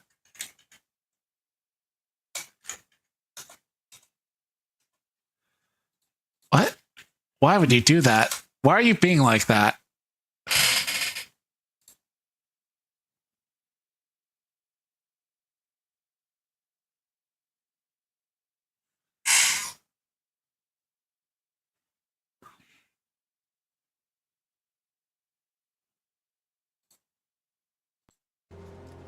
Well spent. I remember when, let's see, well, branching out is a good risk if they can risk it. I remember when Frictional tried to do that to the creators of Amnesia, and they ended up creating Amnesia purely because the puzzle game they made wasn't working. Well, that's why I couldn't find out about Farthest Frontier, due to its game type not being a thing at the moment. Its game type not being a thing at the moment. What? Well, you're gonna need to explain yourself.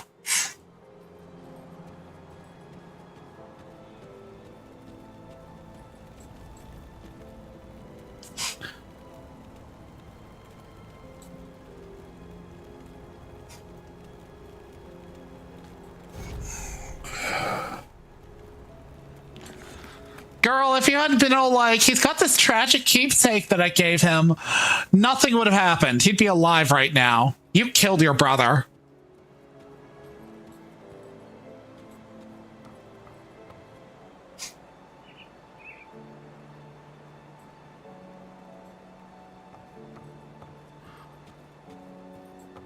Greetings, child.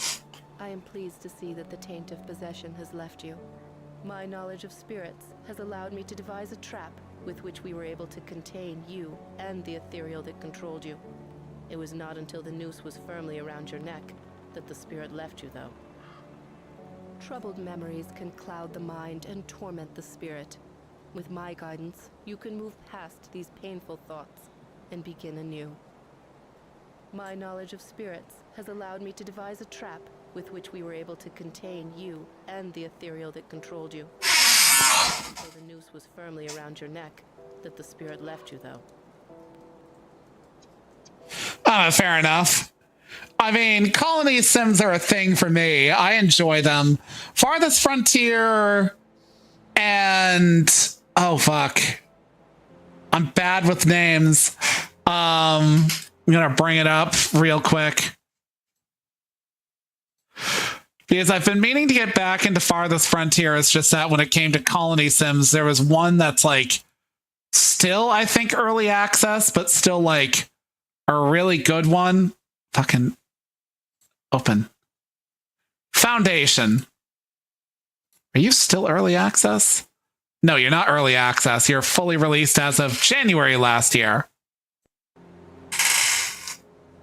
I need to play RimWorld. I own RimWorld. I have not played RimWorld. But no, Foundation's basically like another one where they both kind of... no, not as in the show.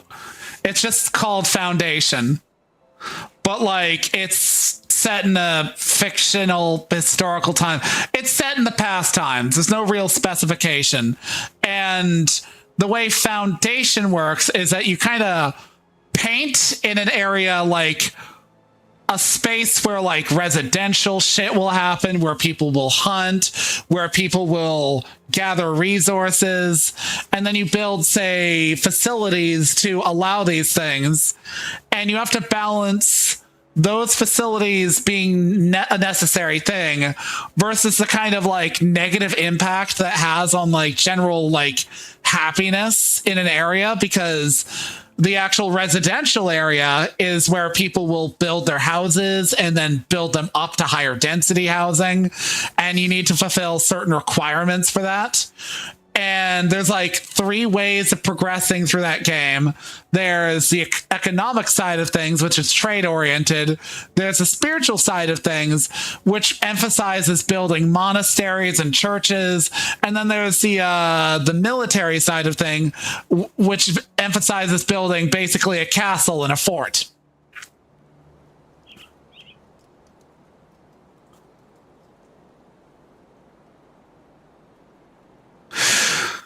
Yeah, fair enough. You know, Warden Wolf, I can understand why it can be kind of an annoyance sometimes to have to micromanage shit. It's one of the reasons why I enjoy 4X games, but I do not claim to be good at 4X games, because I will never be the type of person who's like, I'm just going to hyper focus on science or farming or whatever. I'm literally always going to be that person who's like, I'm going to do everything. Yeah, Foundation's a good one. Both it and Farthest Frontier kind of fall into that developers attempting to achieve a sort of organic blend of things. Like a selling point of Farthest Frontier was the ability to make curved structures. Whereas in the case of Farthest Frontier, you don't have to paint roads on the ground. Like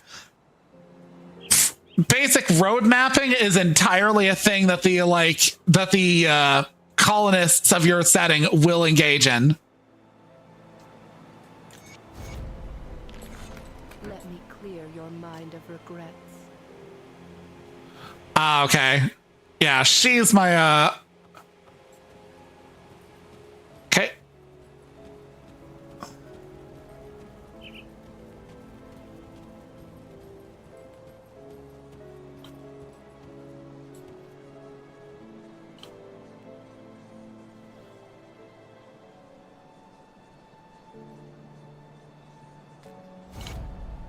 He'll score it, but I think you can do better. The ether corruption created some truly monstrous mutations in the dead. I heard tale from Burwitch survivors that witnessed a horrifying transformation with their own eyes. Balros and Hagra, that they was fine folks, ran the boarding house up, and that's until the Aether got to them. Turned them into things you used to only see in nightmares. Those that got away spoke of bloated flesh and blades of bone.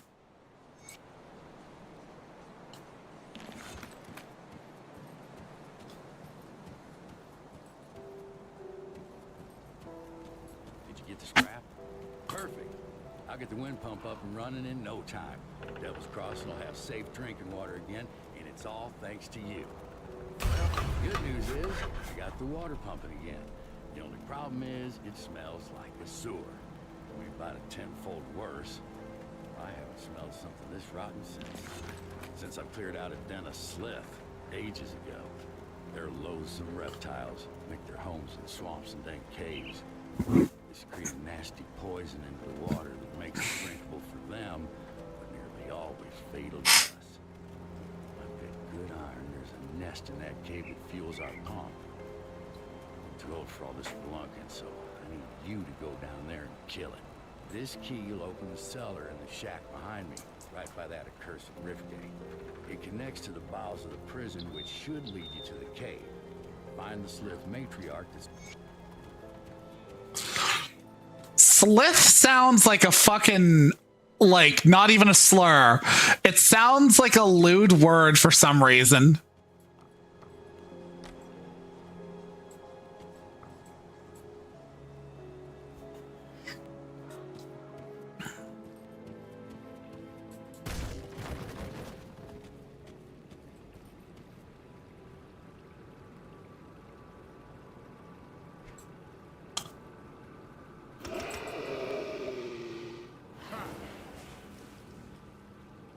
Can't do that yet.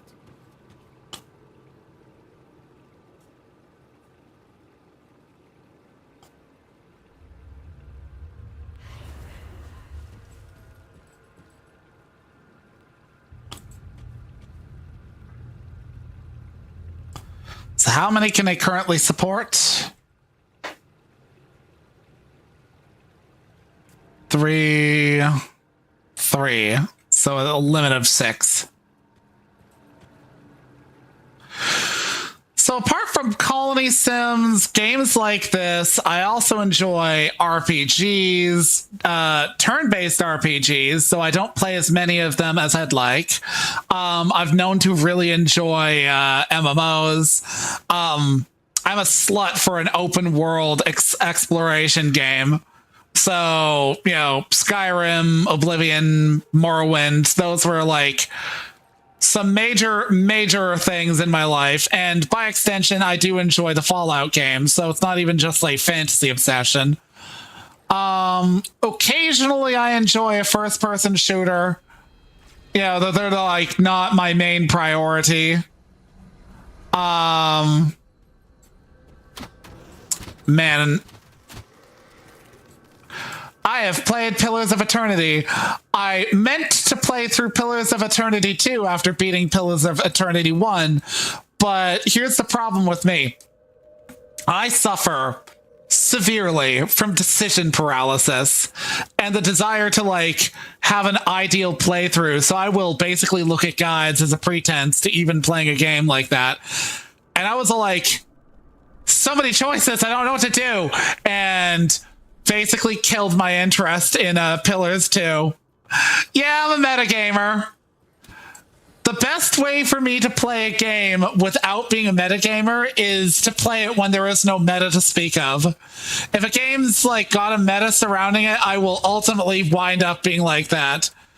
It's one of the reasons why, like, when it comes to like Dragon Age Origins, Dragon Age 2, Dragon Age, Inquisition, I literally cannot play a certain way. Like, people will be like, I played my character like this and I role played them like that, and all that. I'll be like, see, I wanted everybody to be friends, so I went out of my way to make sure that everybody was friends, even if it made my Hawk or my Warden or my Inquisitor seem like they had no real, like, committal nature to their personality.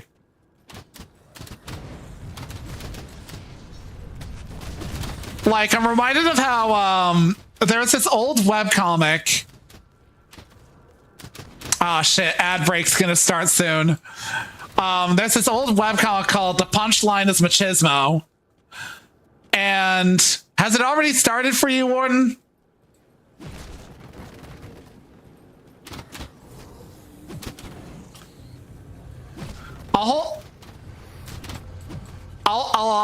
I'll talk until it like comes, but yeah. So it was called The Punchline is Machismo, and the joke was like a dude from a future, who was like genetically engineered to be the most badass guy ever, named Commander Badass, comes to the past and runs an organization for helping like hyper testosterone enriched dudes essentially adjust to society. So people like Kratos and whatnot, are getting like basic jobs and whatnot and having to work despite their like testosterone poisoning. So at one point they show off Sten from Origins, and he's all like, yeah, I don't like talking about the Warden Commander because I had some bad experiences with them. And they cut to the Warden Commander, who is this hedonistic, narcissistic sociopath who will do whatever he can to just have a good time. And the reason is because the author played their character like unintentionally like that. They just wanted everybody to like them, so they played their character in such a way as to have no real direct commitment to their personality.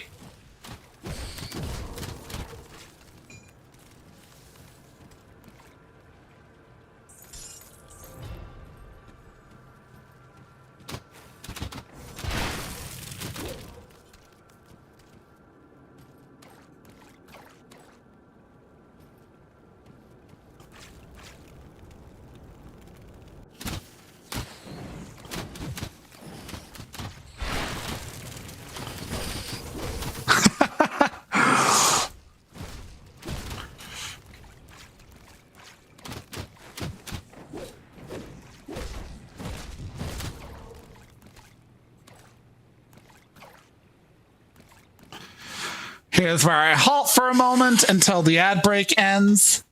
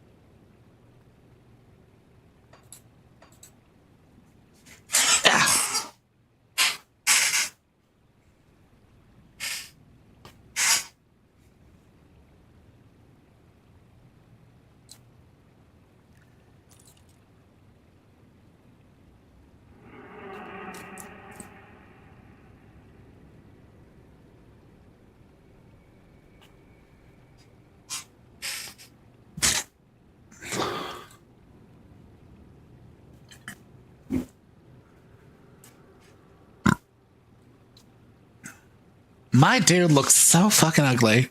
Hello. Ad break over?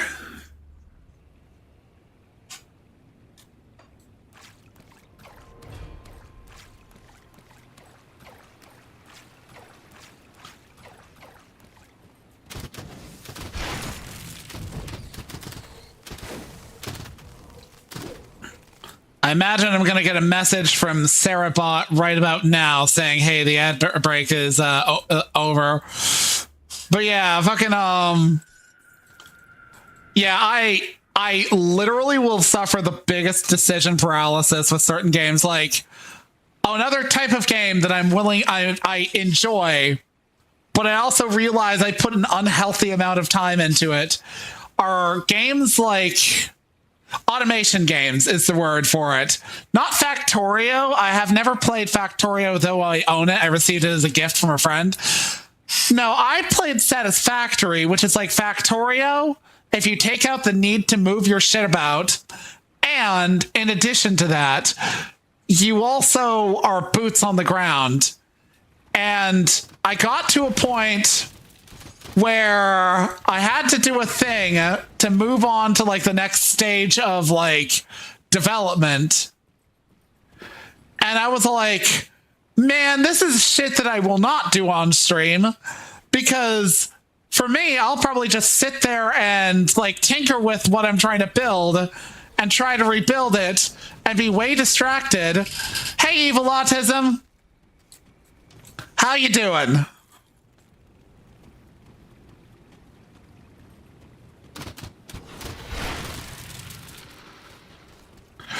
But yeah, I'll be like way distracted and like so caught up in like, that distraction that I'll get nothing done for ages. And it's going well. We'll just shooting the shit while I go around like an amoeba consuming the mobs and their juicy experience.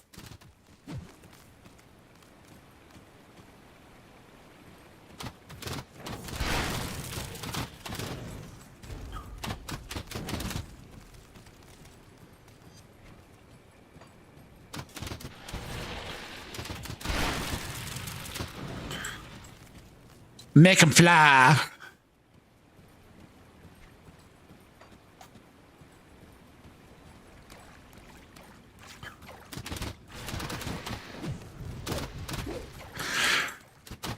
Ooh, Stardew. Ever since trying out Stardew Valley Expanded, I can't without that. Like, it's too good. It adds too much. It's like Stardew Valley 2.0. And it's sad too. There's like, okay, so for those who'd ever think of playing Stardew Valley Expanded, yeah, that's a mod. It's a mod. It's a rather robust mod. There's actually quite a few. There's Stardew Valley Expanded. There's East Scarp. And there's another one that I forget the name of, which adds like a mountain community. You're thinking of Shane. Shane's basically an alcoholic and works at JojaMart. So like, Stardew Valley Expanded adds a bunch of characters that are romanceable and a bunch of characters that aren't. And one of the characters I wish was romanceable is a dude by the name of Andy. Andy is a bumpkin. He is like a country bumpkin south of your farm, living off a smaller farm. And when you first move in, he's kind of like a little bit put out because he was going to ask the mayor if it was chill that he like start like tilling the soil of your farm because nobody was there. And you move in, he's like, whatever, so long as somebody is actually making use of it, I don't care too much. I'm not that put out, still. But like, you get to know him and you realize that he's actually kind of like, despite his curmudgeon behavior and slightly abrasive personality, he's kind of just lonely because all of his actual farming friends had to move out of the community due to like an economic downturn. And nobody in town really gives a shit about that anymore.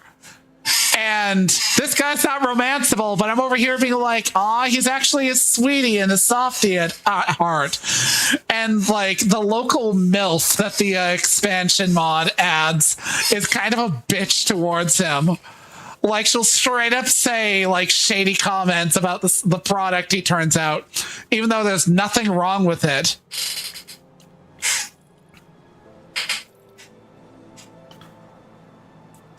By the way, that MILF is indeed, for those who want to know, romanceable, as is her son.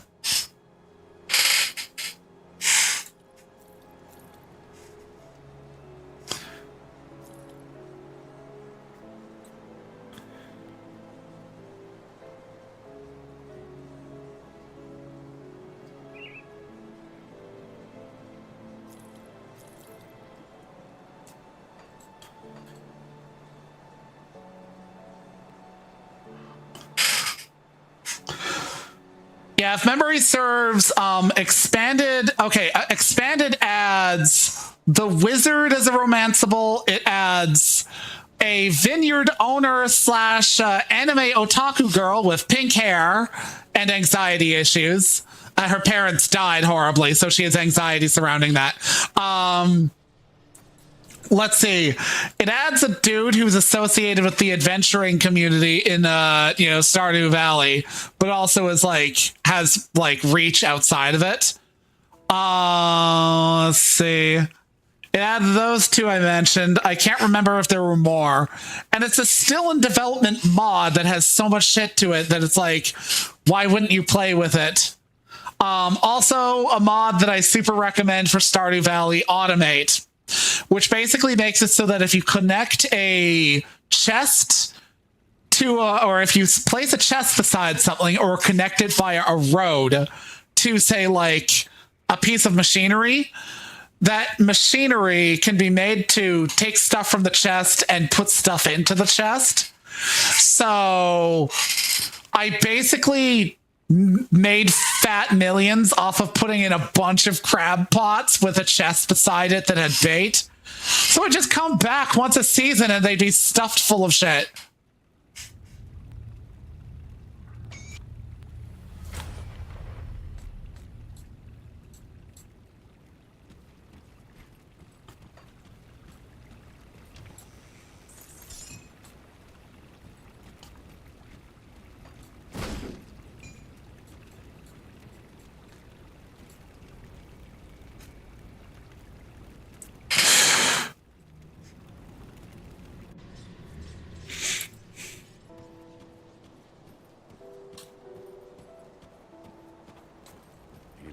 Those sliths, we're starting to beg me for water. I don't know how many more times I can say it'll melt your guts before they just rush me and take it. Well done. Once I pump out the remaining poisoned water, the spring should be clean enough for drinking. I'll make sure to let people here know how much help you've been. They'll be grateful that they can get a drink without dissolving their intestines. One more thing. Take my rucksack. Useful for hauling back scrap or whatever else you come across. I'm too old for that stuff now. Yay! Aw, yeah. Aw, yeah. Also, I need to step away and go to the bathroom, so I'm going to put this onto my AFK screen, but I will be back.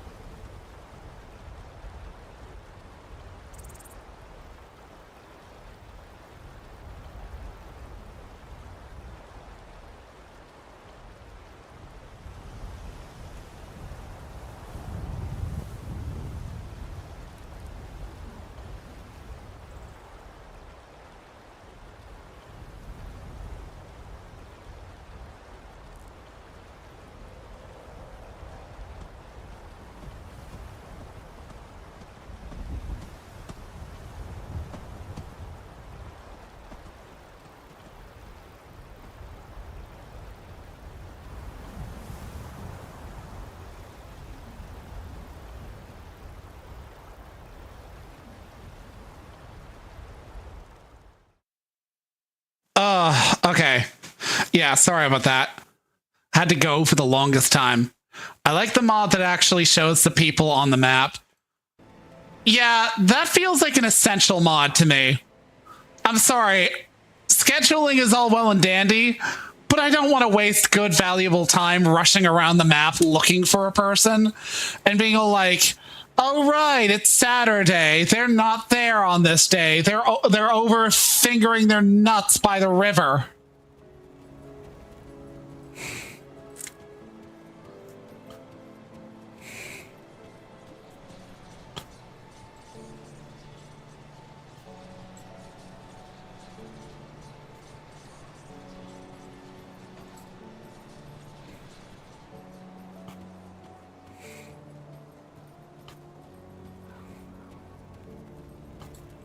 What do you want?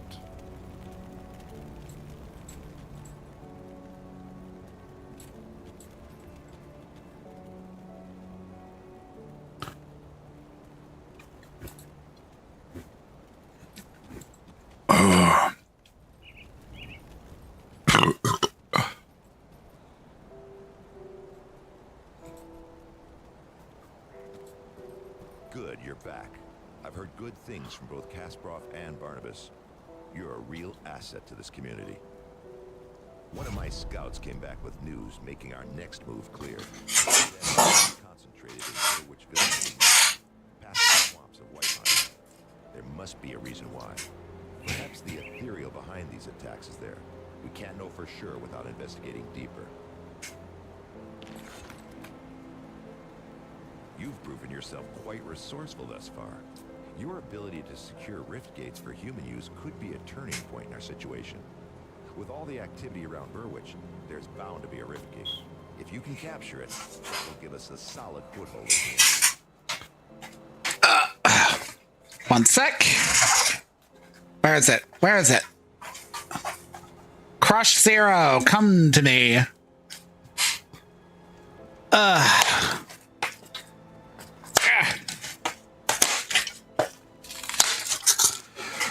Honestly, there's a few mods that I consider basically like essential now when it comes to Stardew Valley. I would say Automate is something I simply can't live without now. The mod you just described for finding people on the map is another one. And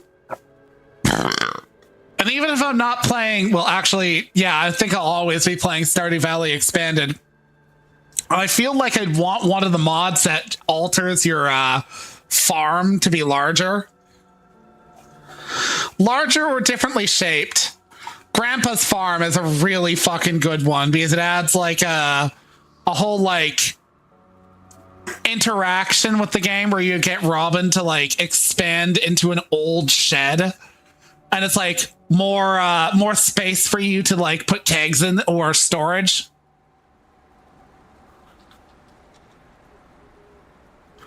Because as with everything, I never commit to one thing or another. I farm and I ranch. Follow the road north through Whitemire. Though in the current state of things, you will likely have to leave the road behind well before you reach the village. Keep pressing north and you will eventually reach the outskirts of Burwitch. It's surrounded by a palisade wall, so you will have to find a way inside. Once you've secured the rift gate, return to Devil's Crossing.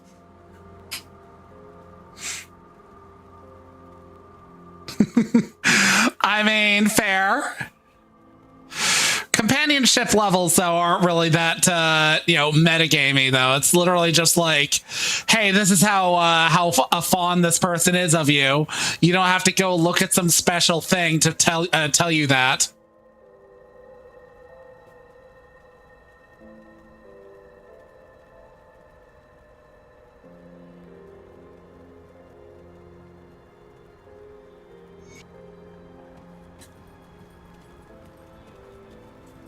I'll give you a good price of what I've got left.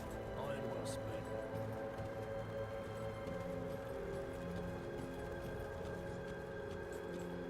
Got something you need stashed?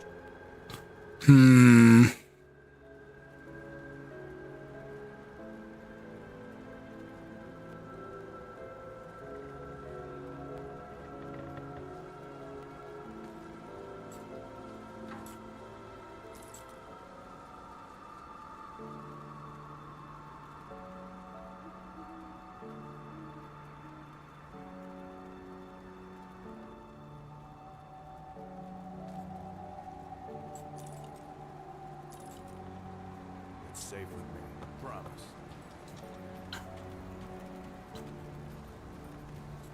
I'll give you a good price. One of these days, I should do a Stardew Valley run. I had to stop playing my last one because I kept basically adding mods to it until it basically was like taking a million years to load. Plus, I was feeling exhausted by it. I got to Ginger Island and was like, oh god, so much shit.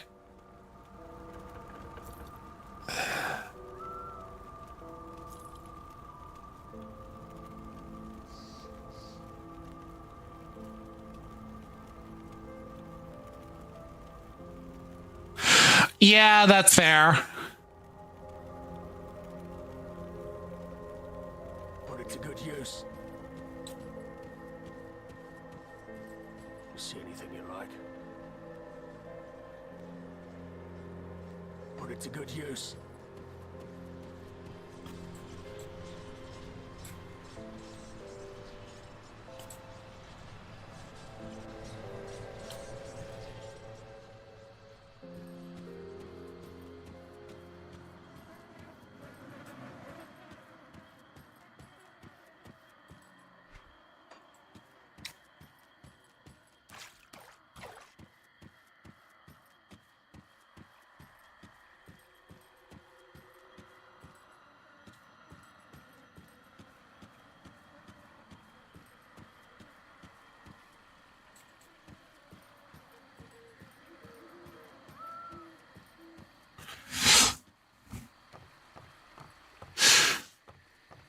One of those big four-player things would be fun, though I imagine I'd very quickly be like, okay, I kind of want to just do my own thing.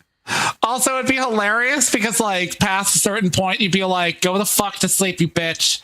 Get back to bed. I don't care if you're fucking fingering your nuts. Go to bed, you stupid hoe.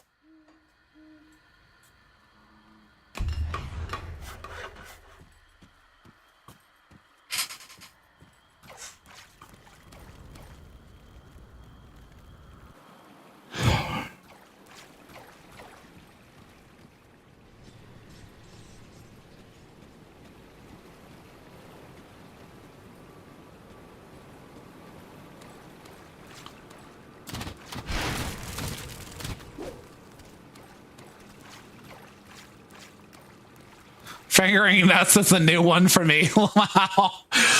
I want to say it's more of an American phrase, but their things are my things, even though I'm Canadian.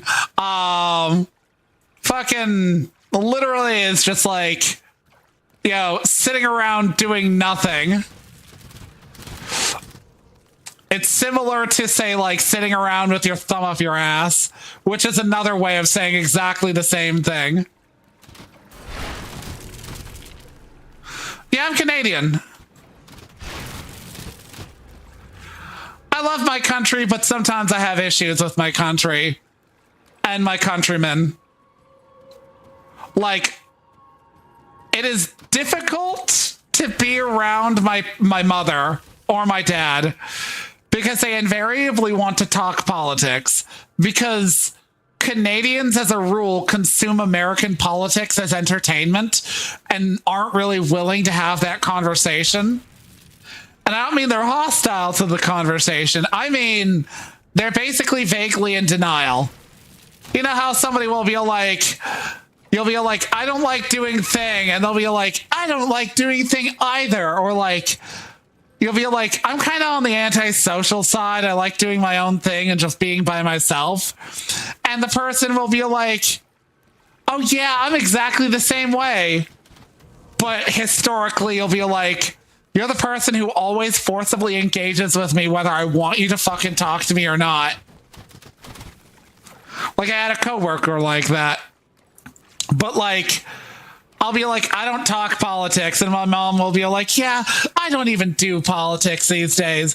It's always so distressing.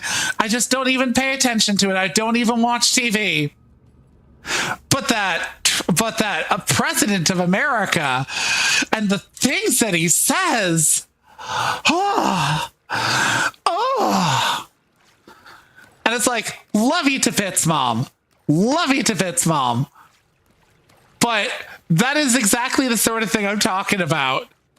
Because it is an aimless talk about, like, the things about politics that bother you while engaging in politics. You know, and the reason she's even slightly engaged in politics is because my stepdad's retired, and all he does with his time, besides dithering about and tinkering with computers, is watch TV. And specifically, fucking devotional Christian stuff. But he's not necessarily a devoted Christian. And politics, even though he doesn't really care. And that's how she consumes it. Osmosis. Literally just passes through the house and hears stuff about American politics. And I'm just like, you're kind of living up to the whole consumes it for like entertainment thing. So I hate that aspect about people in Canada. I really do.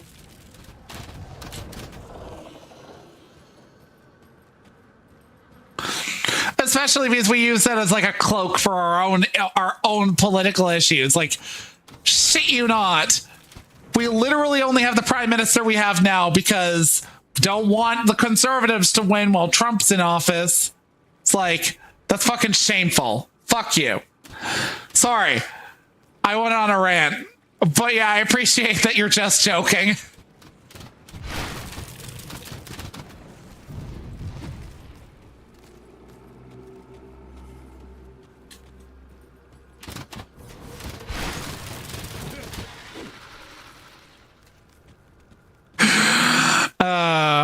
Yeah, sorry. That's like a personal rant I have about my country's politics.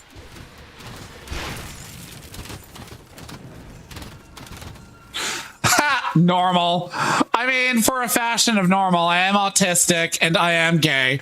Yo, you're kind of. I'm cherry picking the concept of normal here.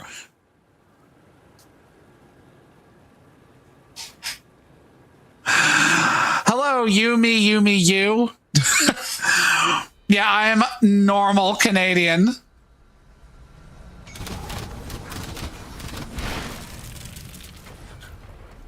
And I have the normal Canadian approach to French Canada.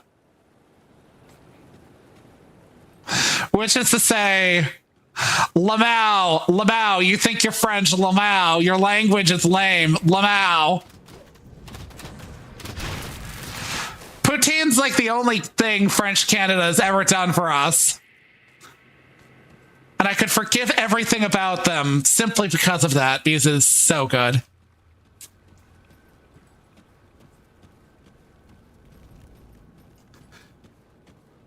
Like, is it good for me? Fuck no.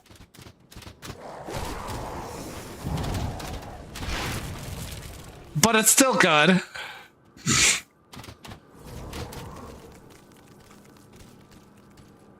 Yeah, I was gonna say, I was like, a Brit who doesn't like the French must be a day ending in Y.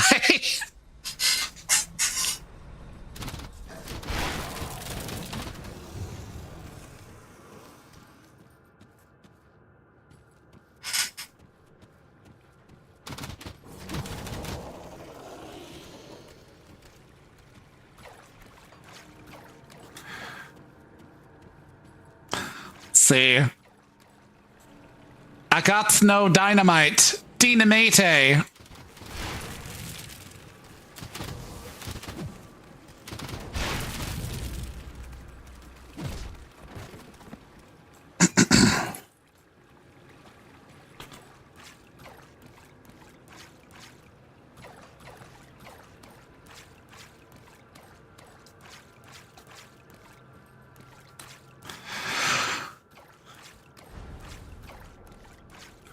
Okay, define mongrel, because, like, technically I sort of am. Oh, you're slightly Mongolian. Okay. See, I sort of am in the sense of, like, my ancestors are largely British, except my great-grandfather, direct line through my dad and my grandfather.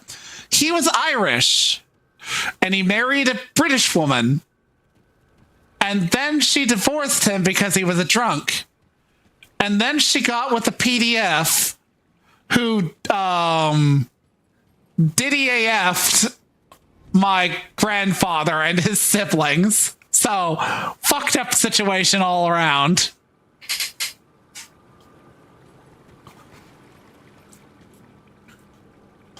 Like, patrilineal line straight up cursed.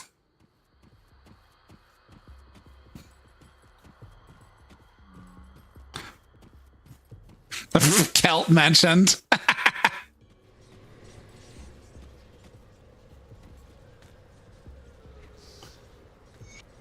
See.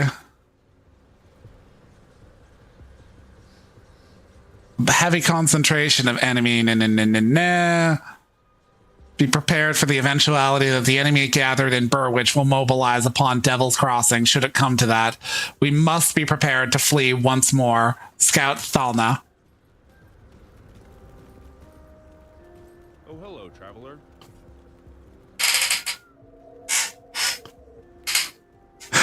I've got no ginger features. Like, brown hair, brown eyes, pale skin, the usual.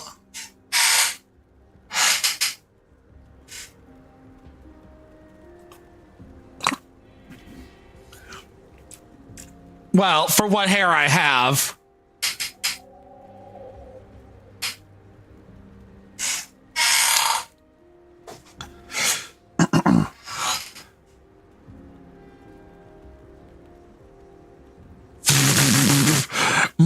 My ancestors were able to run away fast enough.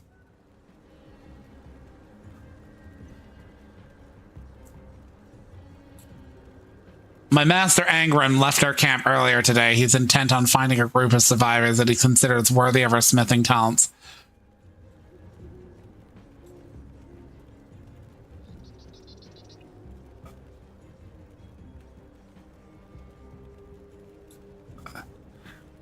Passed through the generations of blacksmiths, it is now in the hands of my master Angren, but I felt that the time has come for it to pass on to younger hands. As an expert blacksmith, don't get me wrong. More importantly, I understand. Hello, traveler.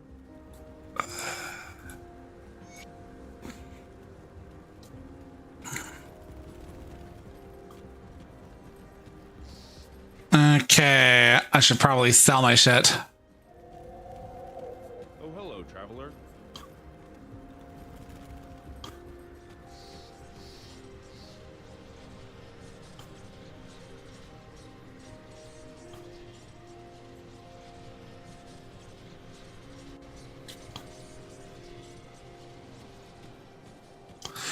I mean, throat singing's based and Irish jigs are, you know, just fun. Price of what I've got left.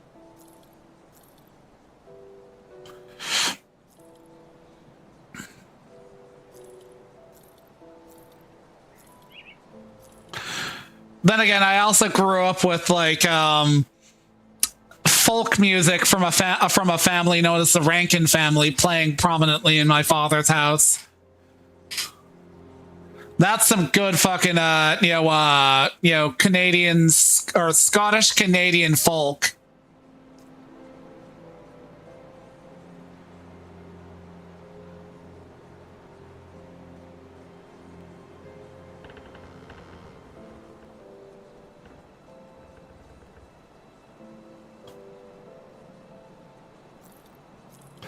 Sal.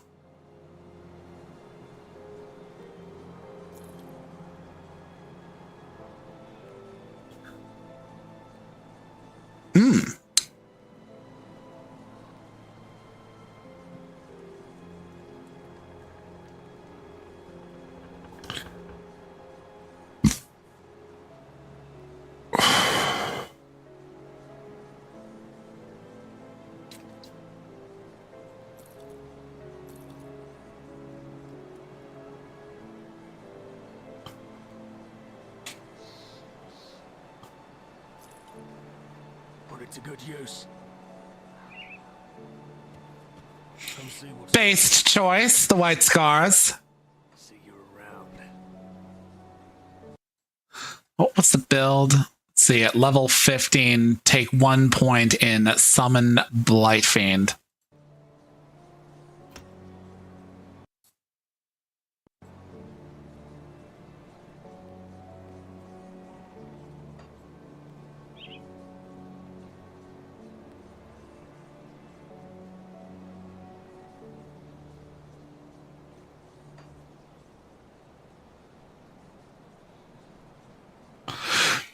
Unmoved by the noxious fumes of the decay, conjure forth an abomination made of corpses and rotting filth to rise up from only one Blightfiend can be summoned at any one point. Blightfiend scales with pet bonuses.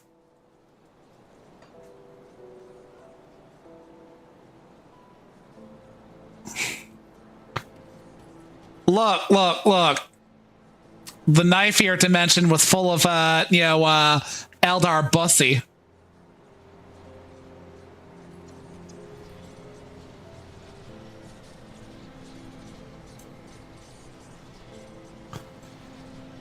I'm not saying he's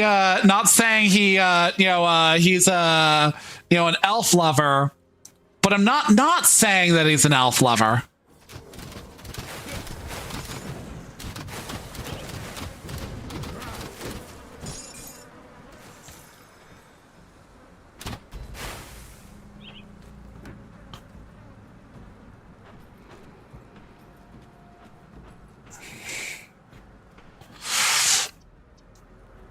Look, there's a reason why there's a meme for the very concept of, never ask the white supremacist the ethnicity of his ethnic girlfriend.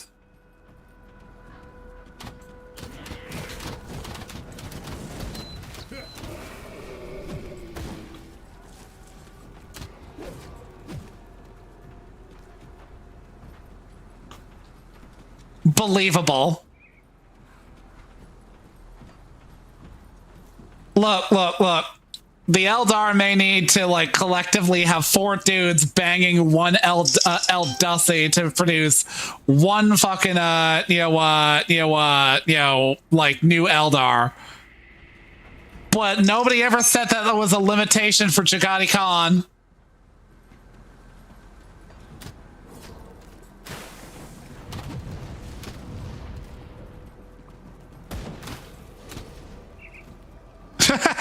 Yeah, the lusty Argonian maid. Which they altered the lore of the setting just to have it present in Teso. Yeah, so when I say they altered the lore of the setting, they didn't do so severely, but Teso takes place in the interregnum period before Tiber Septim was even a thing. So basically, before the Imperial line was properly firmly established, and Crassius Curio was the dude who was supposedly wrote the lusty Argonian maid, but then they proceeded to be like, yeah, actually, that was a folk tale. It was a folk tale that's existed since time immemorial, and he just curated it because he really liked that Argonian, Lizussi.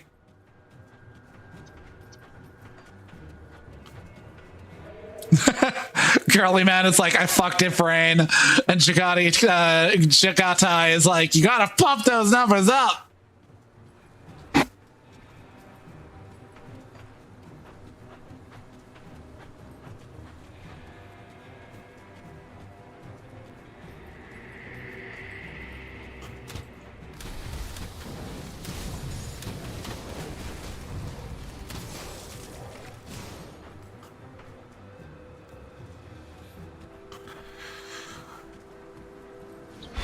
I'm kind of glad that they said that it's not contingent on Original Sin 2 and Original Sin lore, because I haven't played those. I need to play those, but I'm glad there's no fucking pressure. Because I am absolutely the person to be like, yeah, gotta like understand the lore.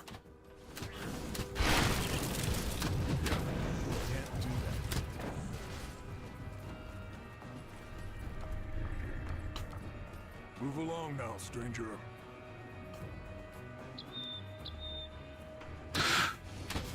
The save Karen, the Black Legion is out there still, and they could use the Black Legion. Why are you looking for them? That's Bannermen. Surely you've heard of them. What do you know about that? He's a...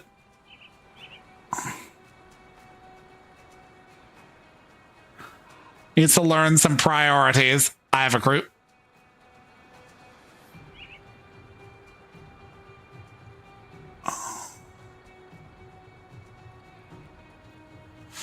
Let me actually look into that.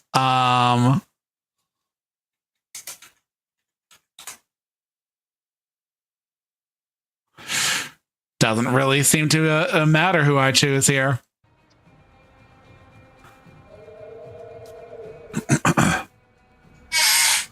I must remind you all, this is not what the Emperor said. Fuck aliens, said some custodian.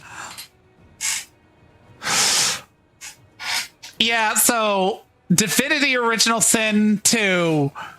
I mentioned decision paralysis. I bought it when it was new, played it for a bit, and then it was like, but how do I play everybody's storyline in one go? And then fucked up my save by killing a dude and realizing I needed to talk to that dude on another character. I was like, fuck. Yo. Also, I restarted my play several times. One time tried as like one of those like skeleton dudes. Played poker with a dude, lost all my clothes. They immediately turned hostile. I was like, what is going on?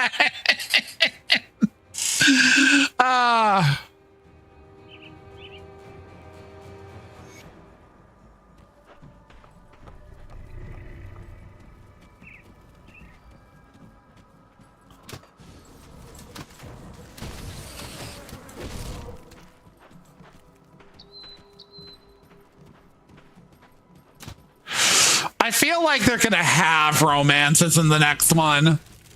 They had some perfect ass romances in, like, you know, Baldur's Gate 3. And while I fully understand the reasons for why they like didn't want to do Baldur's Gate 4 or anything further, because quite literally Wizards of the Coast is horse shit to work with. I absolutely hope they take the experiences of working on that with them.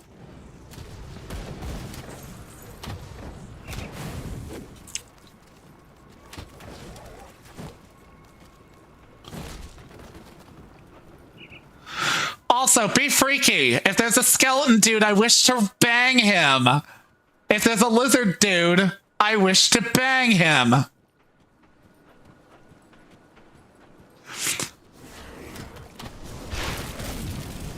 If there's an Orcish Shadow Runner in the Shadow game, I would like to bang him.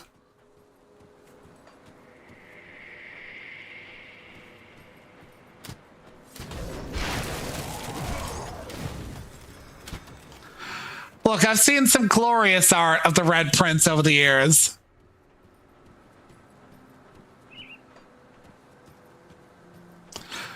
If there's a Minotaur, I wish to bang him.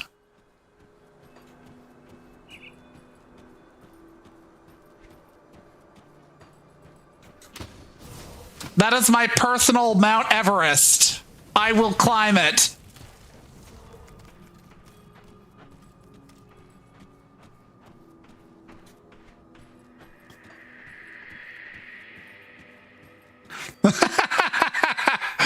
Oh, the infamy of that fucking book. The worst part about it is that, like, so on Bo's Discord, our one of our mods, his name is Stephanius, and his wife, you know, is into reading some erotica, and she was interested what the book was about because apparently it's the latest in feminist literature. And so he read it up on it a bit. And it is so dumb because the Minotaur is basically like a woman respecter. So she's like jacking him off to produce like potent. It's literally like his milk is used for Viagra. That is it. It is used for making Viagra. And she's like having to do this job because she's deeply in college debt. And she's like fallen in love with him. And he's like, don't worry. I respect your mind and your body and the concept of consent. And it's like, wow, way to take a cool thing and make it lame.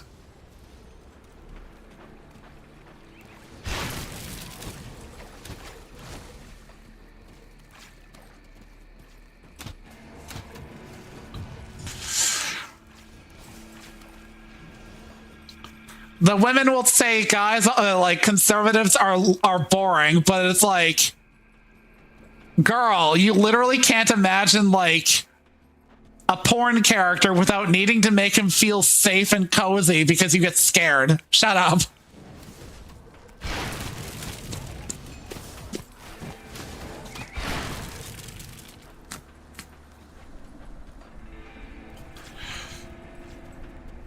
Well, I'll be a living person.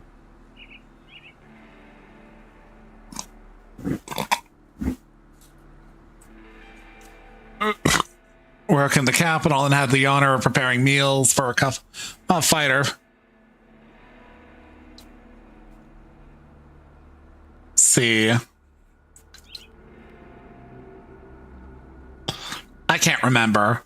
I feel like this guy was bait.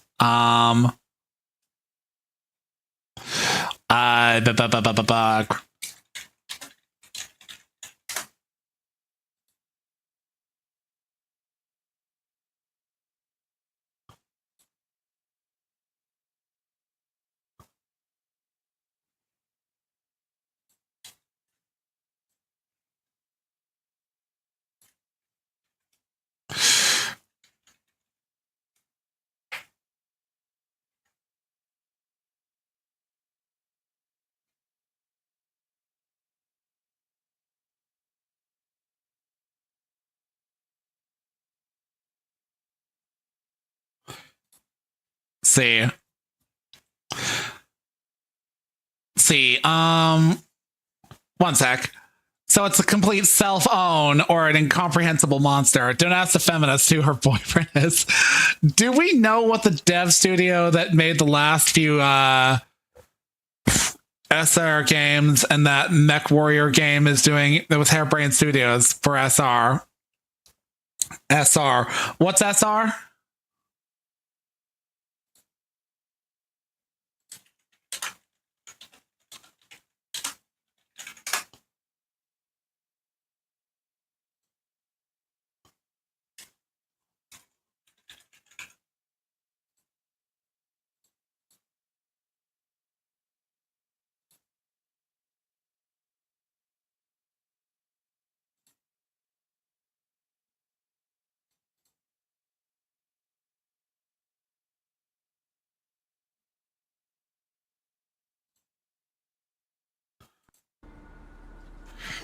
Oh, Shadowrun. Okay.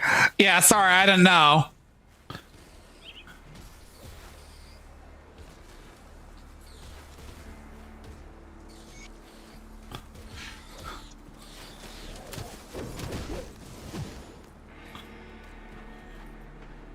Yeah, I'm not really like. I think I've never played a Shadowrun game before.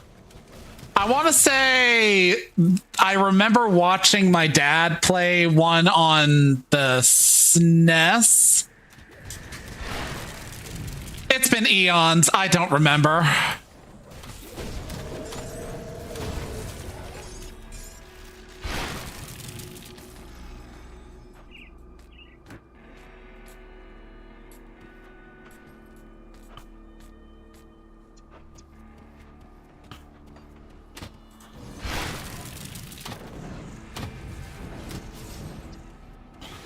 I'll have to give them a look-see.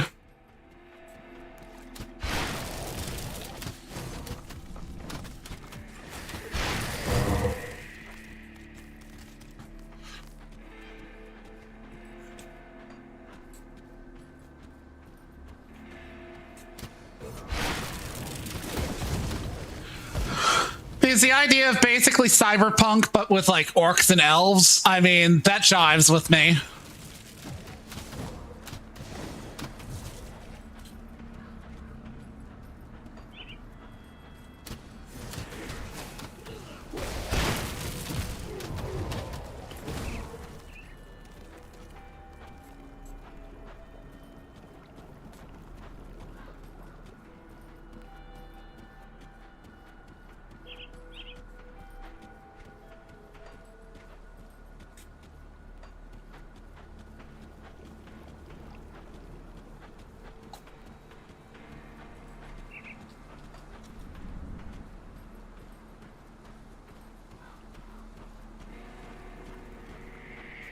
Let's see.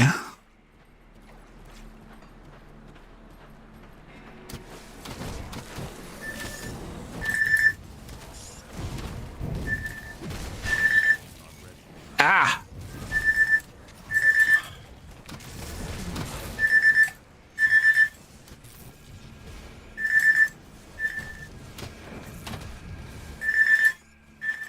That's a lot of shit.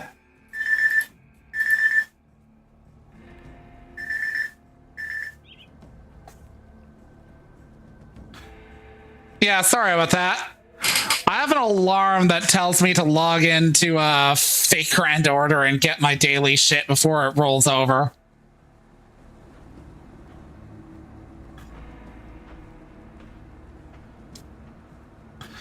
It's essentially a what-if scenario where the calendar counted down, and when it hit 0, elves and magic and orcs are all just showed up. That's honestly pretty cool. Like they were always kind of there, but for whatever reason. Fake Grand Order. The gotcha variant of the Fate games. Great story, but gotcha game.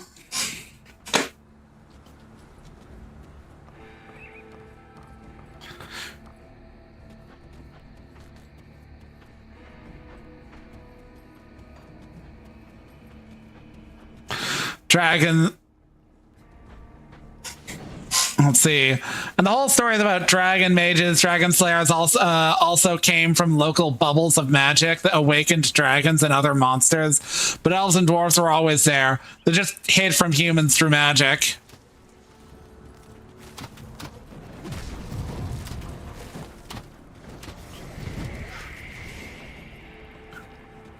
It's all like, okay, you didn't have to hide. There are so many men out there who would like an elven femboy on their dick, and I would like a harem of big, beefy orc men. Thank you. You don't need to hide from me, unless you're afraid of being woefully over-sexualized.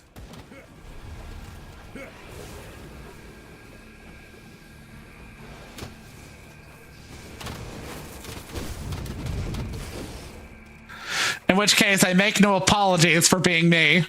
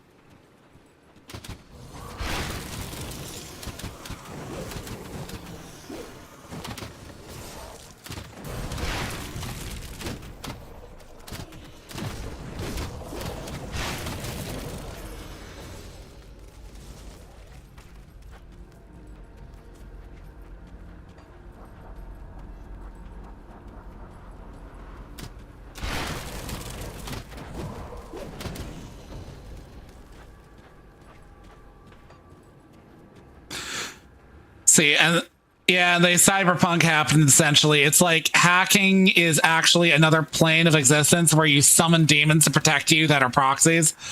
I hope I can be mean to an ally in future right decision games.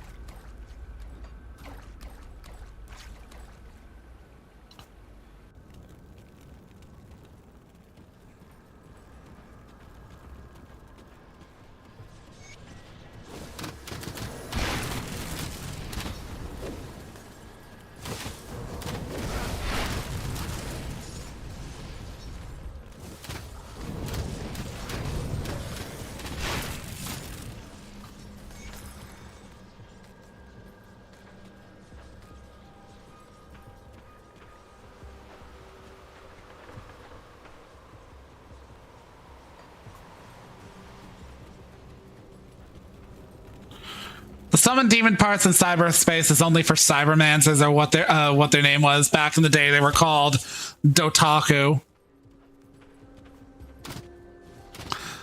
not just normal netrunners. Ah, okay.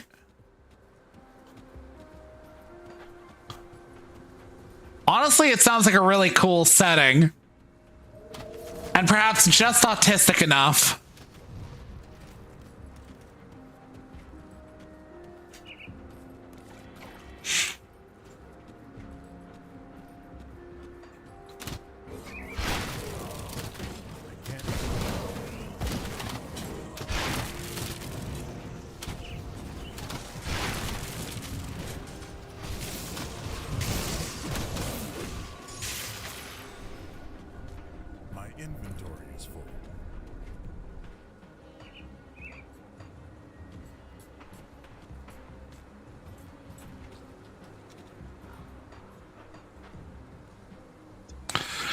Okay, gotta contemplate my navel a moment. Can't equip that. Can equip that.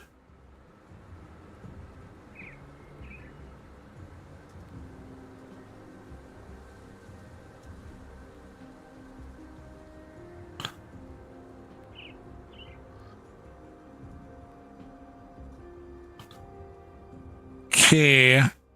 Beneath the Burwitch Estates. Okay, so that's in this general area. Speak to Arngrim, return to Harmond, report to John Bourbon.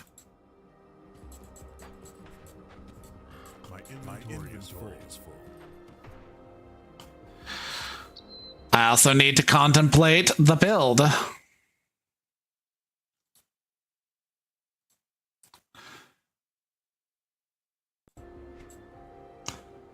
$16 to $21 should be spent maxing out Will of the Crypt.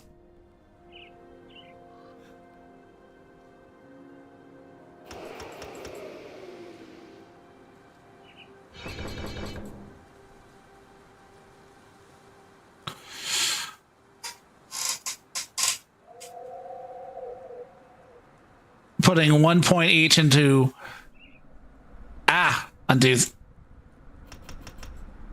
16 to 21 should be put into spent maxing out, and put 1 point each into Spectral Binding and Spectral Wrath. Do this early. Happen to have found a Marrow Band and Carvor's Conjuring Bone. 1 point in Spectral Wrath will be enough to pretty much summon both pets on cooldown without you having to do anything but get shot in the face. 1 proc, swing,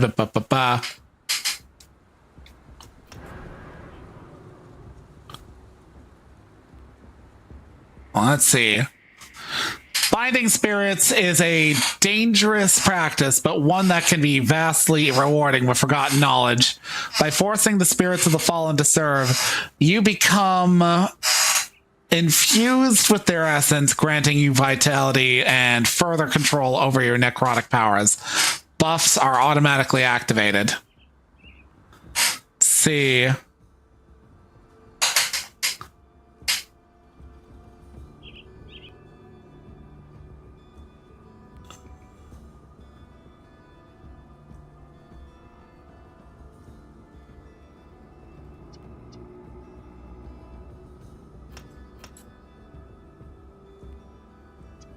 Spectral Wrath, Spectral Wrath.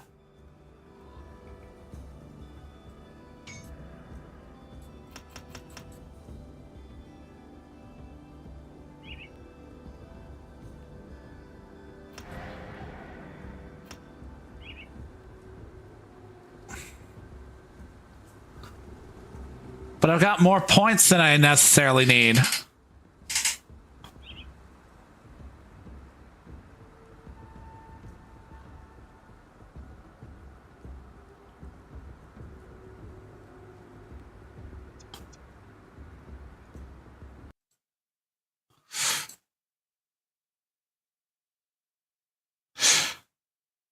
Sorry, guys. I am looking at another thing, hence why I haven't been addressing chat for a moment.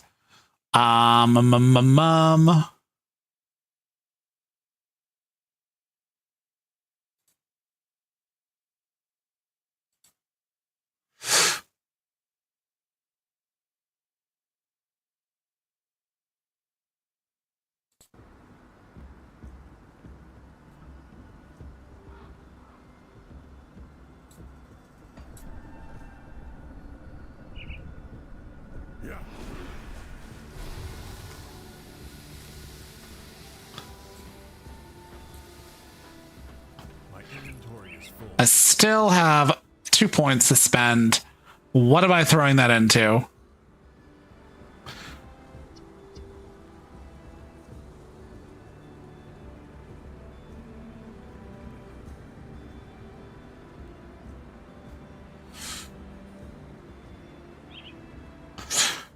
Probably putting it into this.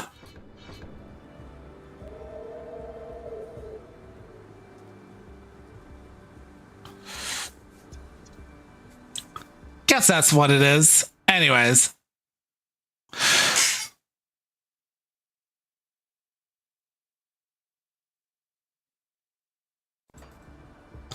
Oh, you're in a fucking ad break, so I can't do anything about that.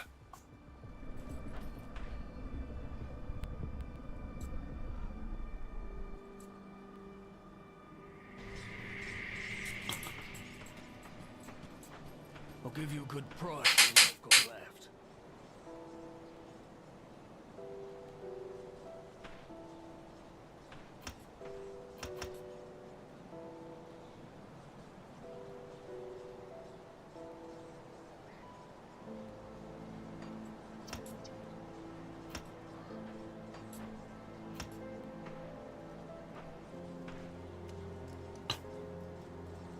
See, sell that. Sell that. Sell that. Sell that.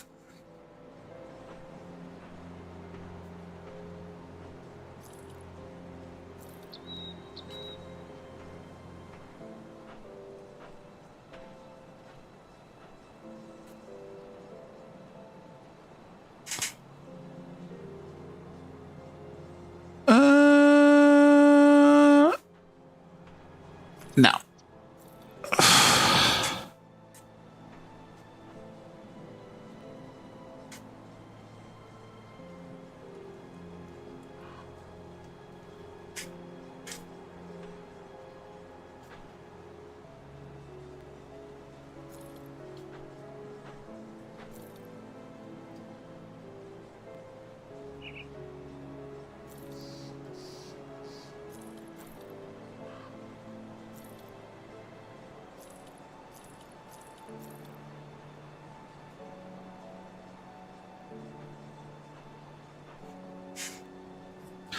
Welcome back, all.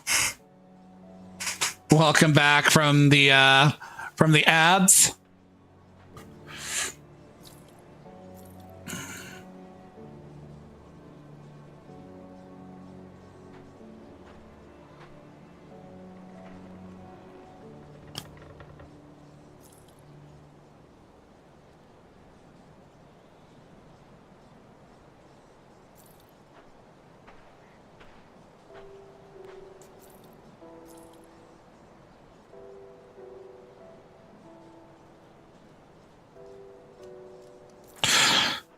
sell.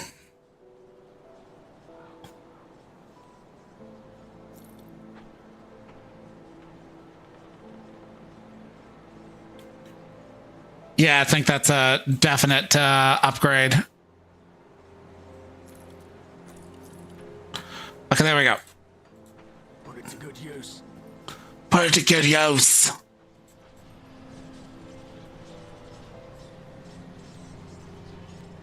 Wood.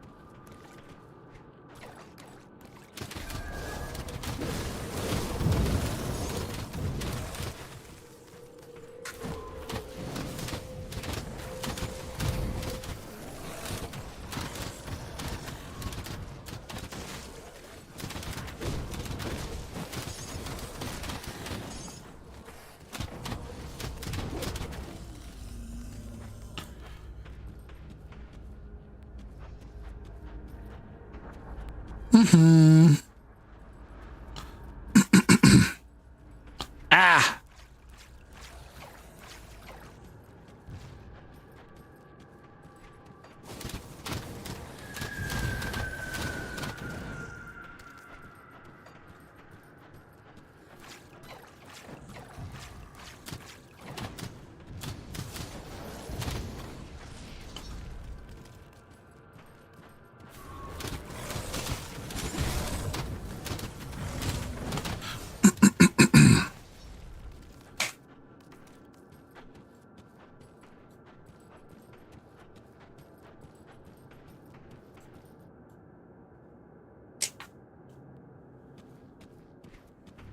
I mean, I know it's hot in the sandy areas, but that dude do be out there with full titty on display. Cover them up, slut.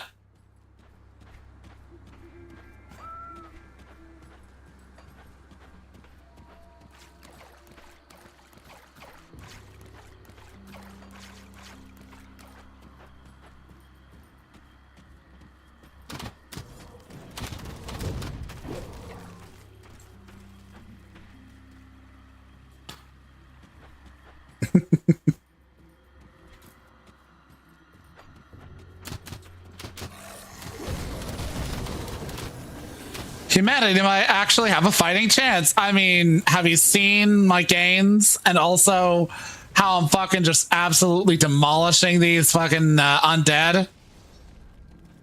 Fear the Walking Dead. No, bitches. Fear me. Oh no, but they might bite you. I'm literally gonna wield them against each other.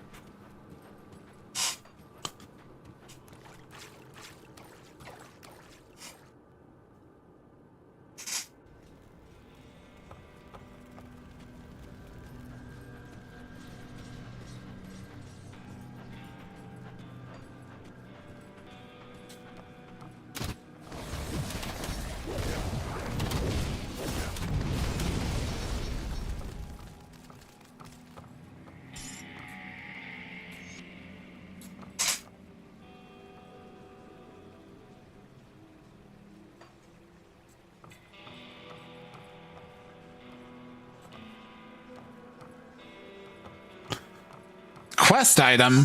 Cultist orders. There's always a fucking Doom cultist that'll be like, human life shouldn't be. It's like, girl, we get it. You didn't have a father in your life.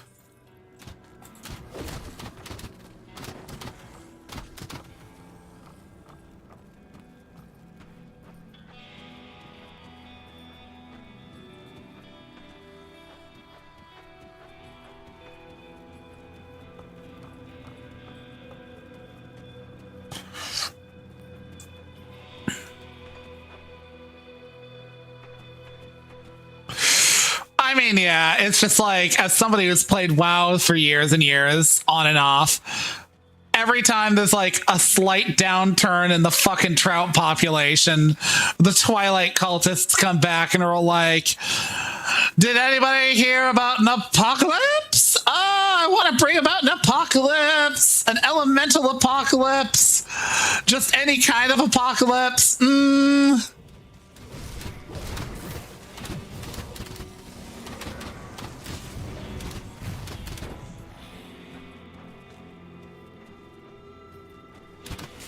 It's like, bitch, seek therapy.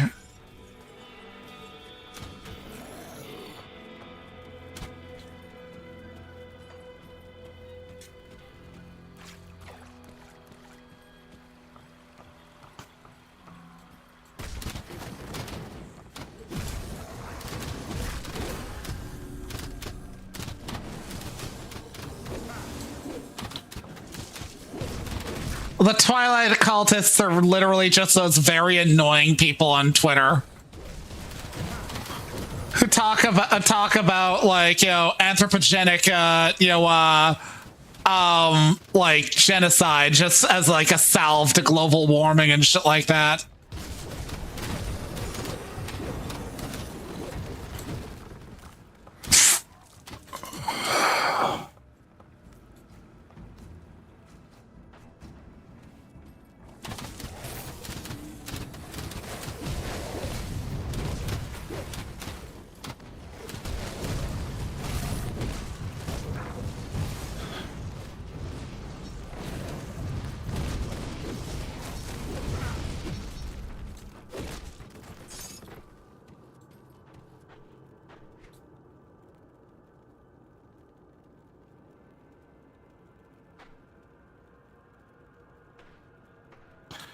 Okay, I am now level 18.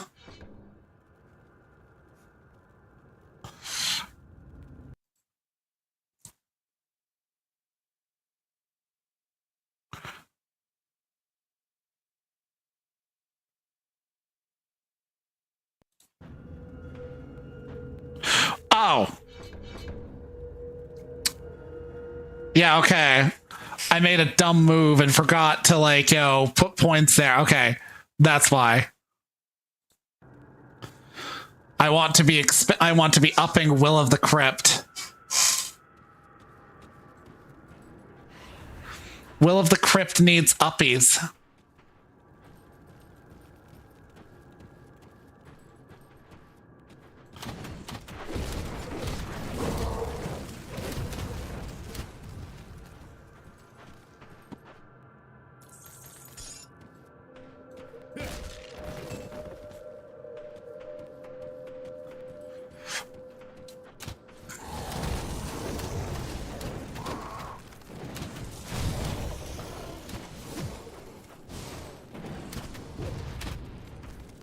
Welcome back, Warden Wolf.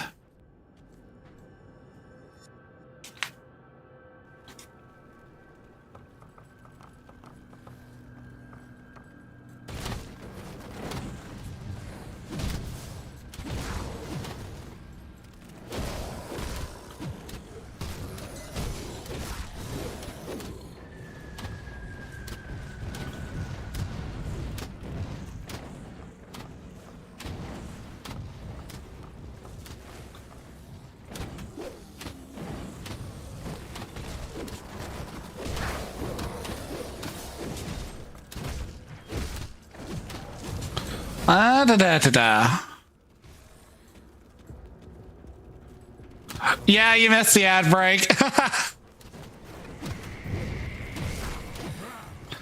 I can't remember how often they're supposed to occur. I think it's like once an hour or once every 30 minutes or something like that. Bo got me to set it up in such a way that like I have kind of denser ad breaks, but they're more spaced out. Because apparently like previously it was like if you like tried to like reduce the amount of ad breaks you would have, you'd have like a bunch of that, like you'd have like one, but it'd be like a robust one at some point at a random interval, and you wouldn't be able to like snooze them.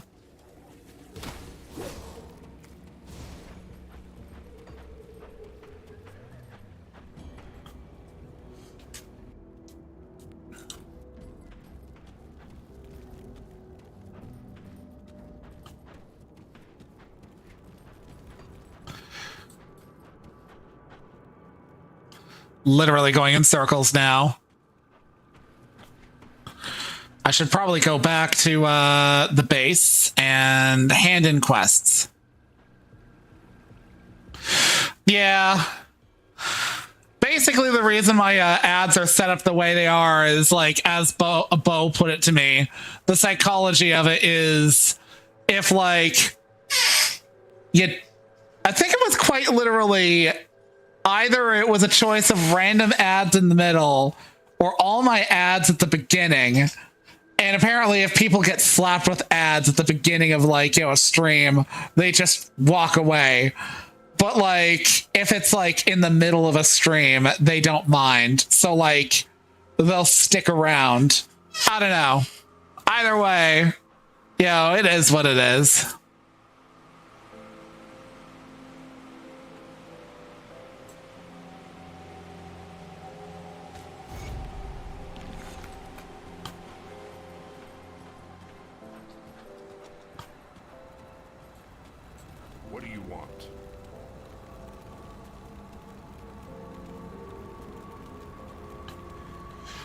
Let's see.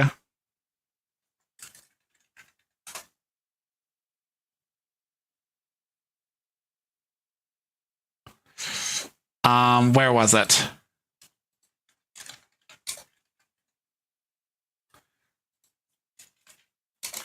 Grim Dawn Wiki Dureni.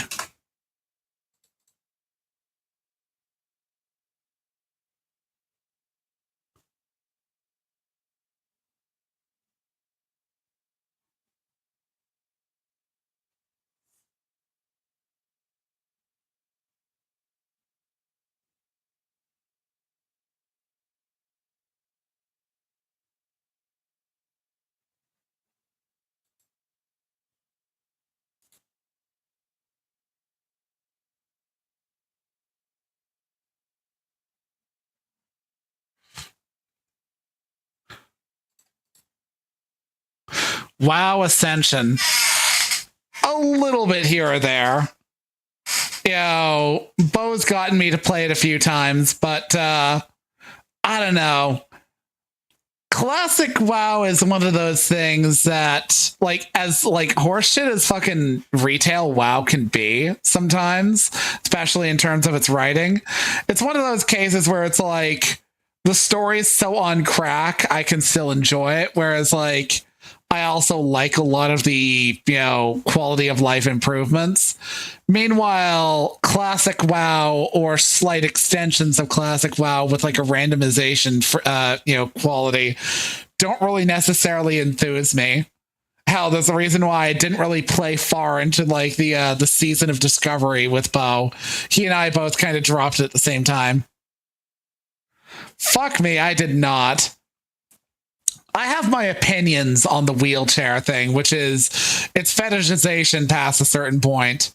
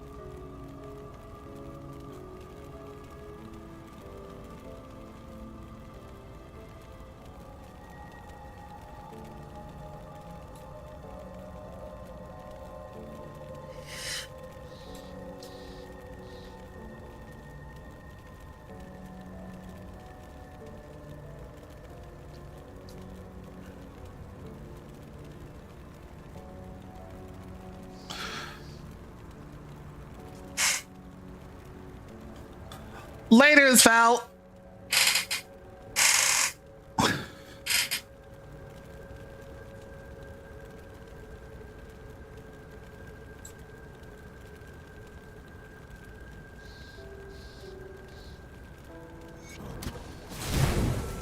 Bye-bye. Ow.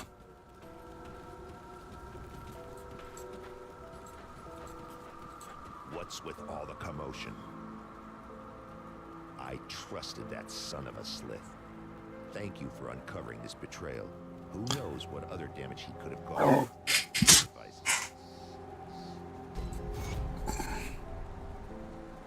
See, coalescent essence of the Chthon.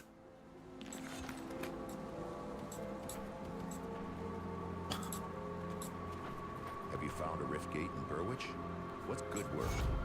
While you were gone, I dug through some of the files in this office, and I think we have our target.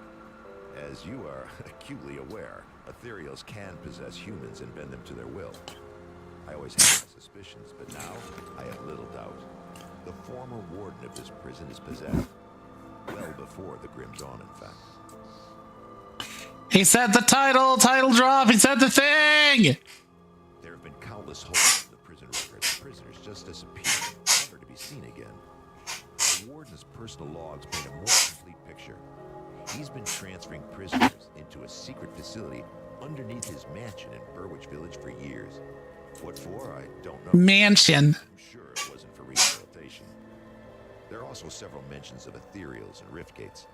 I need you to find this man, or whatever he has become. Man, Dustthorn was an experience. It was very much an experience. My buddy Millie, when she played the game, she did this thing where she would like take little snippets that were hilarious and turn them into stickers on the page. By the end of the playthrough, I did the same thing early on, and by the end of the playthrough, I'm pretty sure the screen was barely legible with so much shit on it. But yeah, it was hilariously awful. Like, there's so many aspects of it that's like, I could see this being done well in another game, but it is a game with an identity crisis and like paused politics out the ass. Anyways, it's so awful.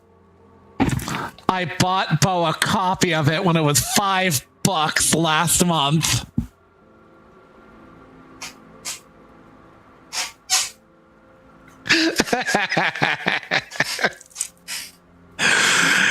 Yeah, I bought him a copy of that live on stream. I think it was his like New Year's Day, New Year's Eve stream. We were just shooting the shit, and we were talking about that. It came up, and it was like, oh, I'll just look it up. Yeah, he has to play that at some point because I bought it for him.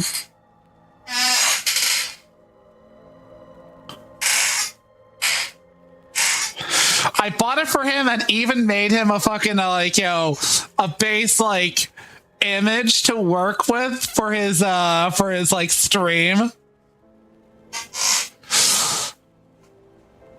Warden Krieg owned a mansion in the northern Mansion. village. Logs indicate that his facilities can be reached via the cellar. I'm afraid I don't have more to go on, but if we want to strike back at the ethereal power structure in the region, the warden is our prime target. I'm sorry, dude, but you kind of say the word mansion like you fucking suck dick.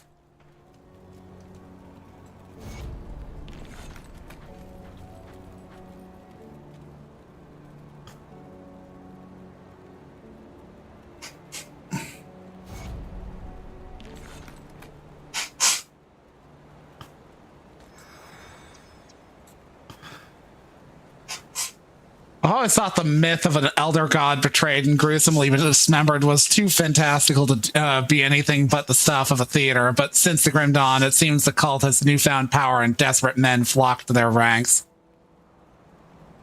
Later, old-timer.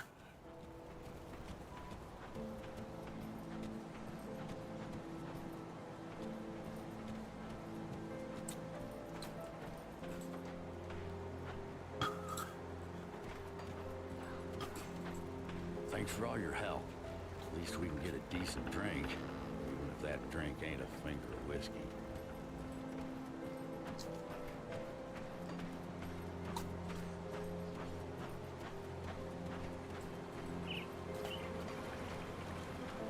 Crudely scrawled note. Okay, that's worthy of my attention.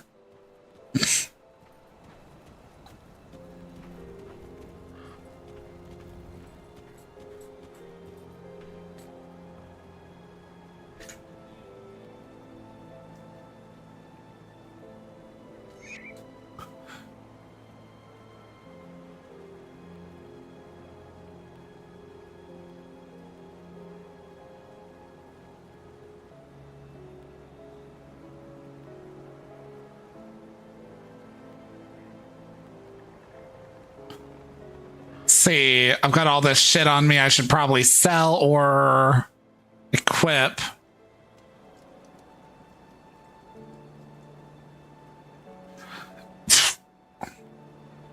Merciless embroidered hat of vitality. Yeah, I'll equip it.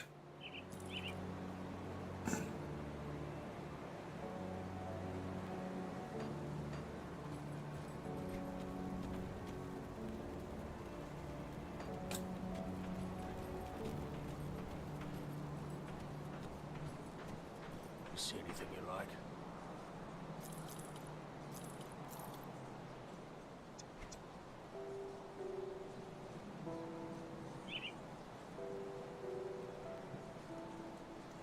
Not a good enough increase to, you know, buy back.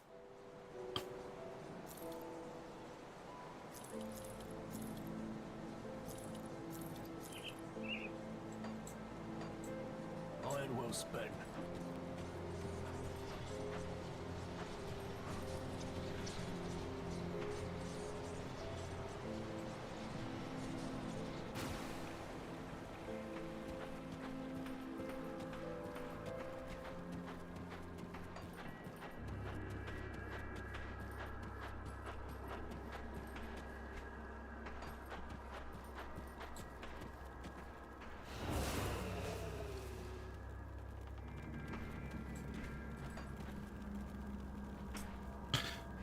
What increase that?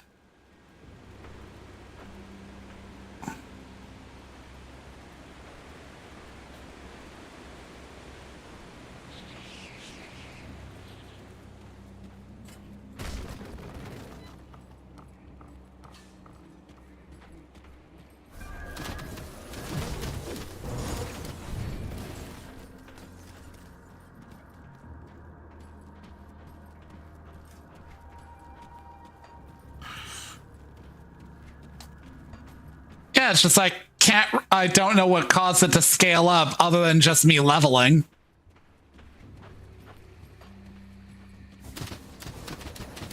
By the way, more pets I won't deny.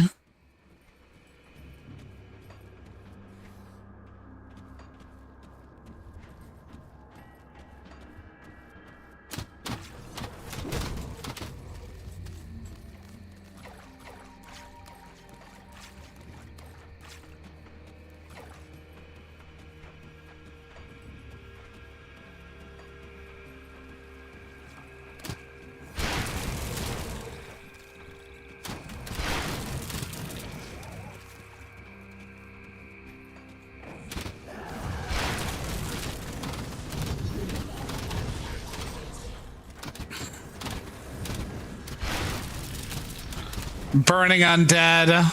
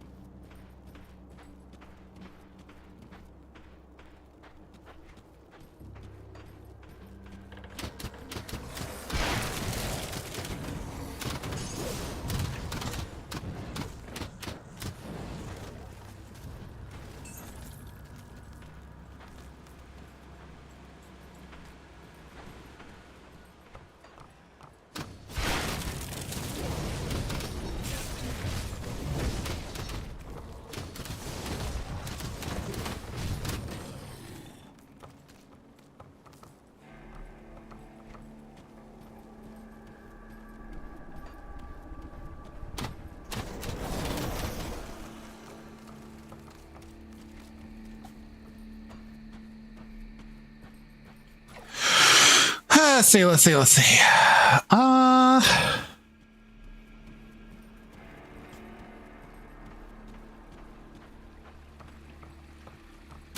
Finally, the Burwitch Estates. Christ.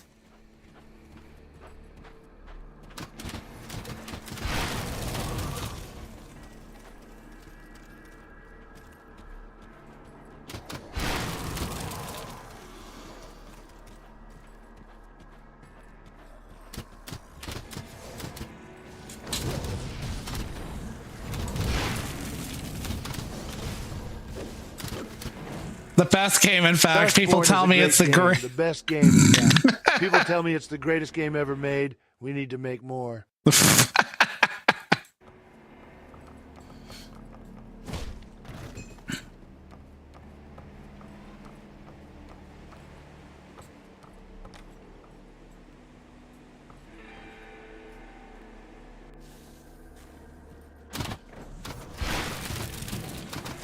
Spaderos.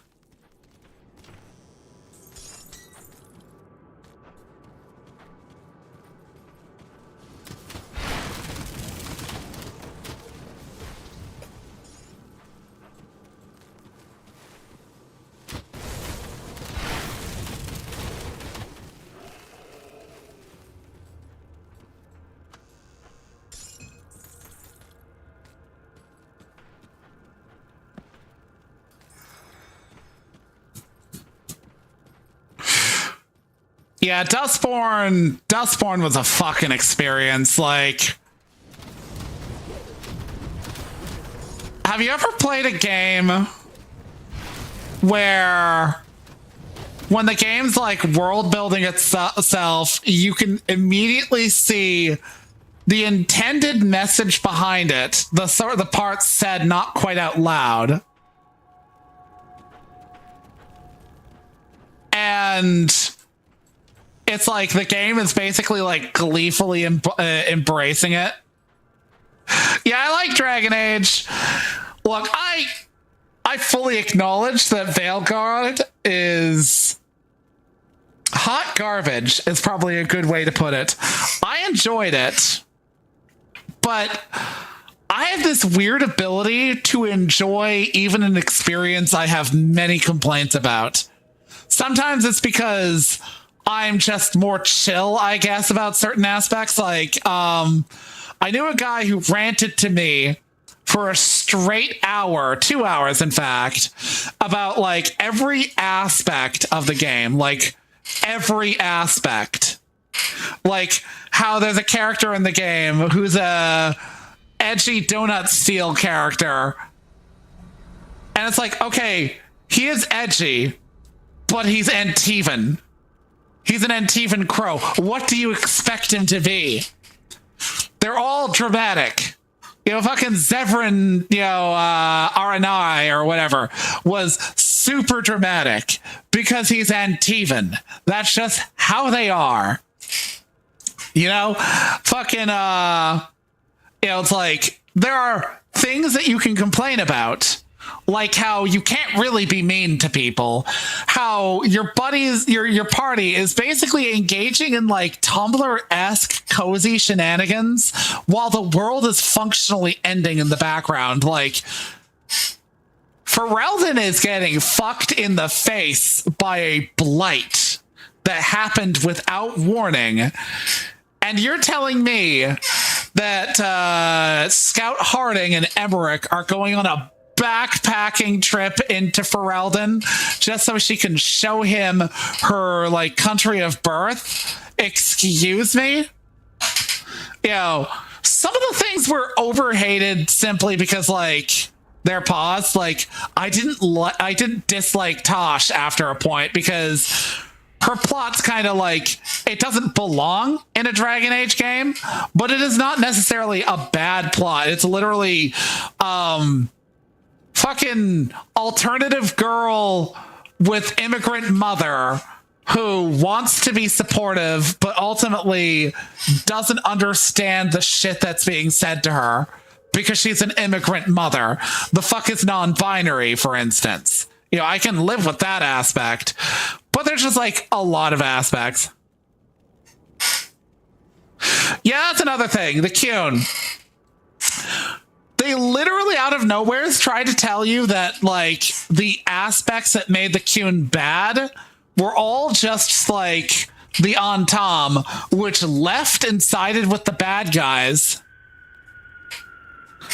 Yeah, that's a fair cop. But yeah, you know, like, the Kyun are basically, they're all like, oh, well, the Kyun is actually good? Question mark? It's just the Antam that is bad. And boy, do they poorly handle, like, at least one of the bosses with that one. Because, like, the dude who's attacking, like, the city of, like, the Antivans that you go to, yeah, he kind of just vaguely decides to go crazy. And, you know, he's like, you know what? I'm tired of all this shit. So we're going to have a shakedown. And then it's revealed that, like, you know, the person responsible for everything going on was this one fucking politician who was being annoying the entire fucking time. And also, they said everything 10 years after Inquisition just so they wouldn't have to do anything with any of the stuff from Inquisition. That shit bothers me.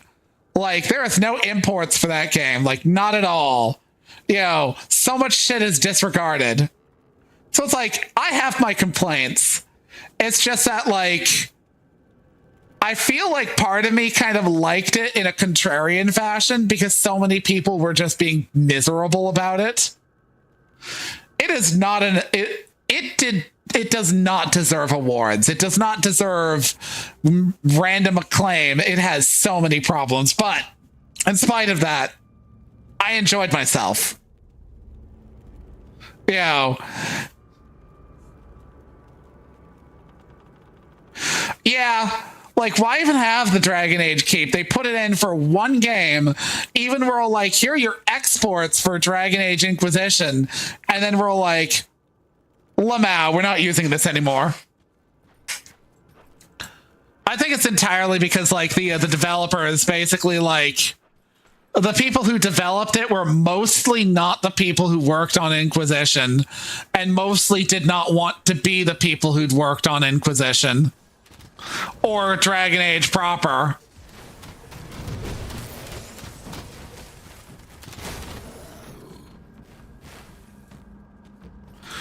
Title of my sex tape? What?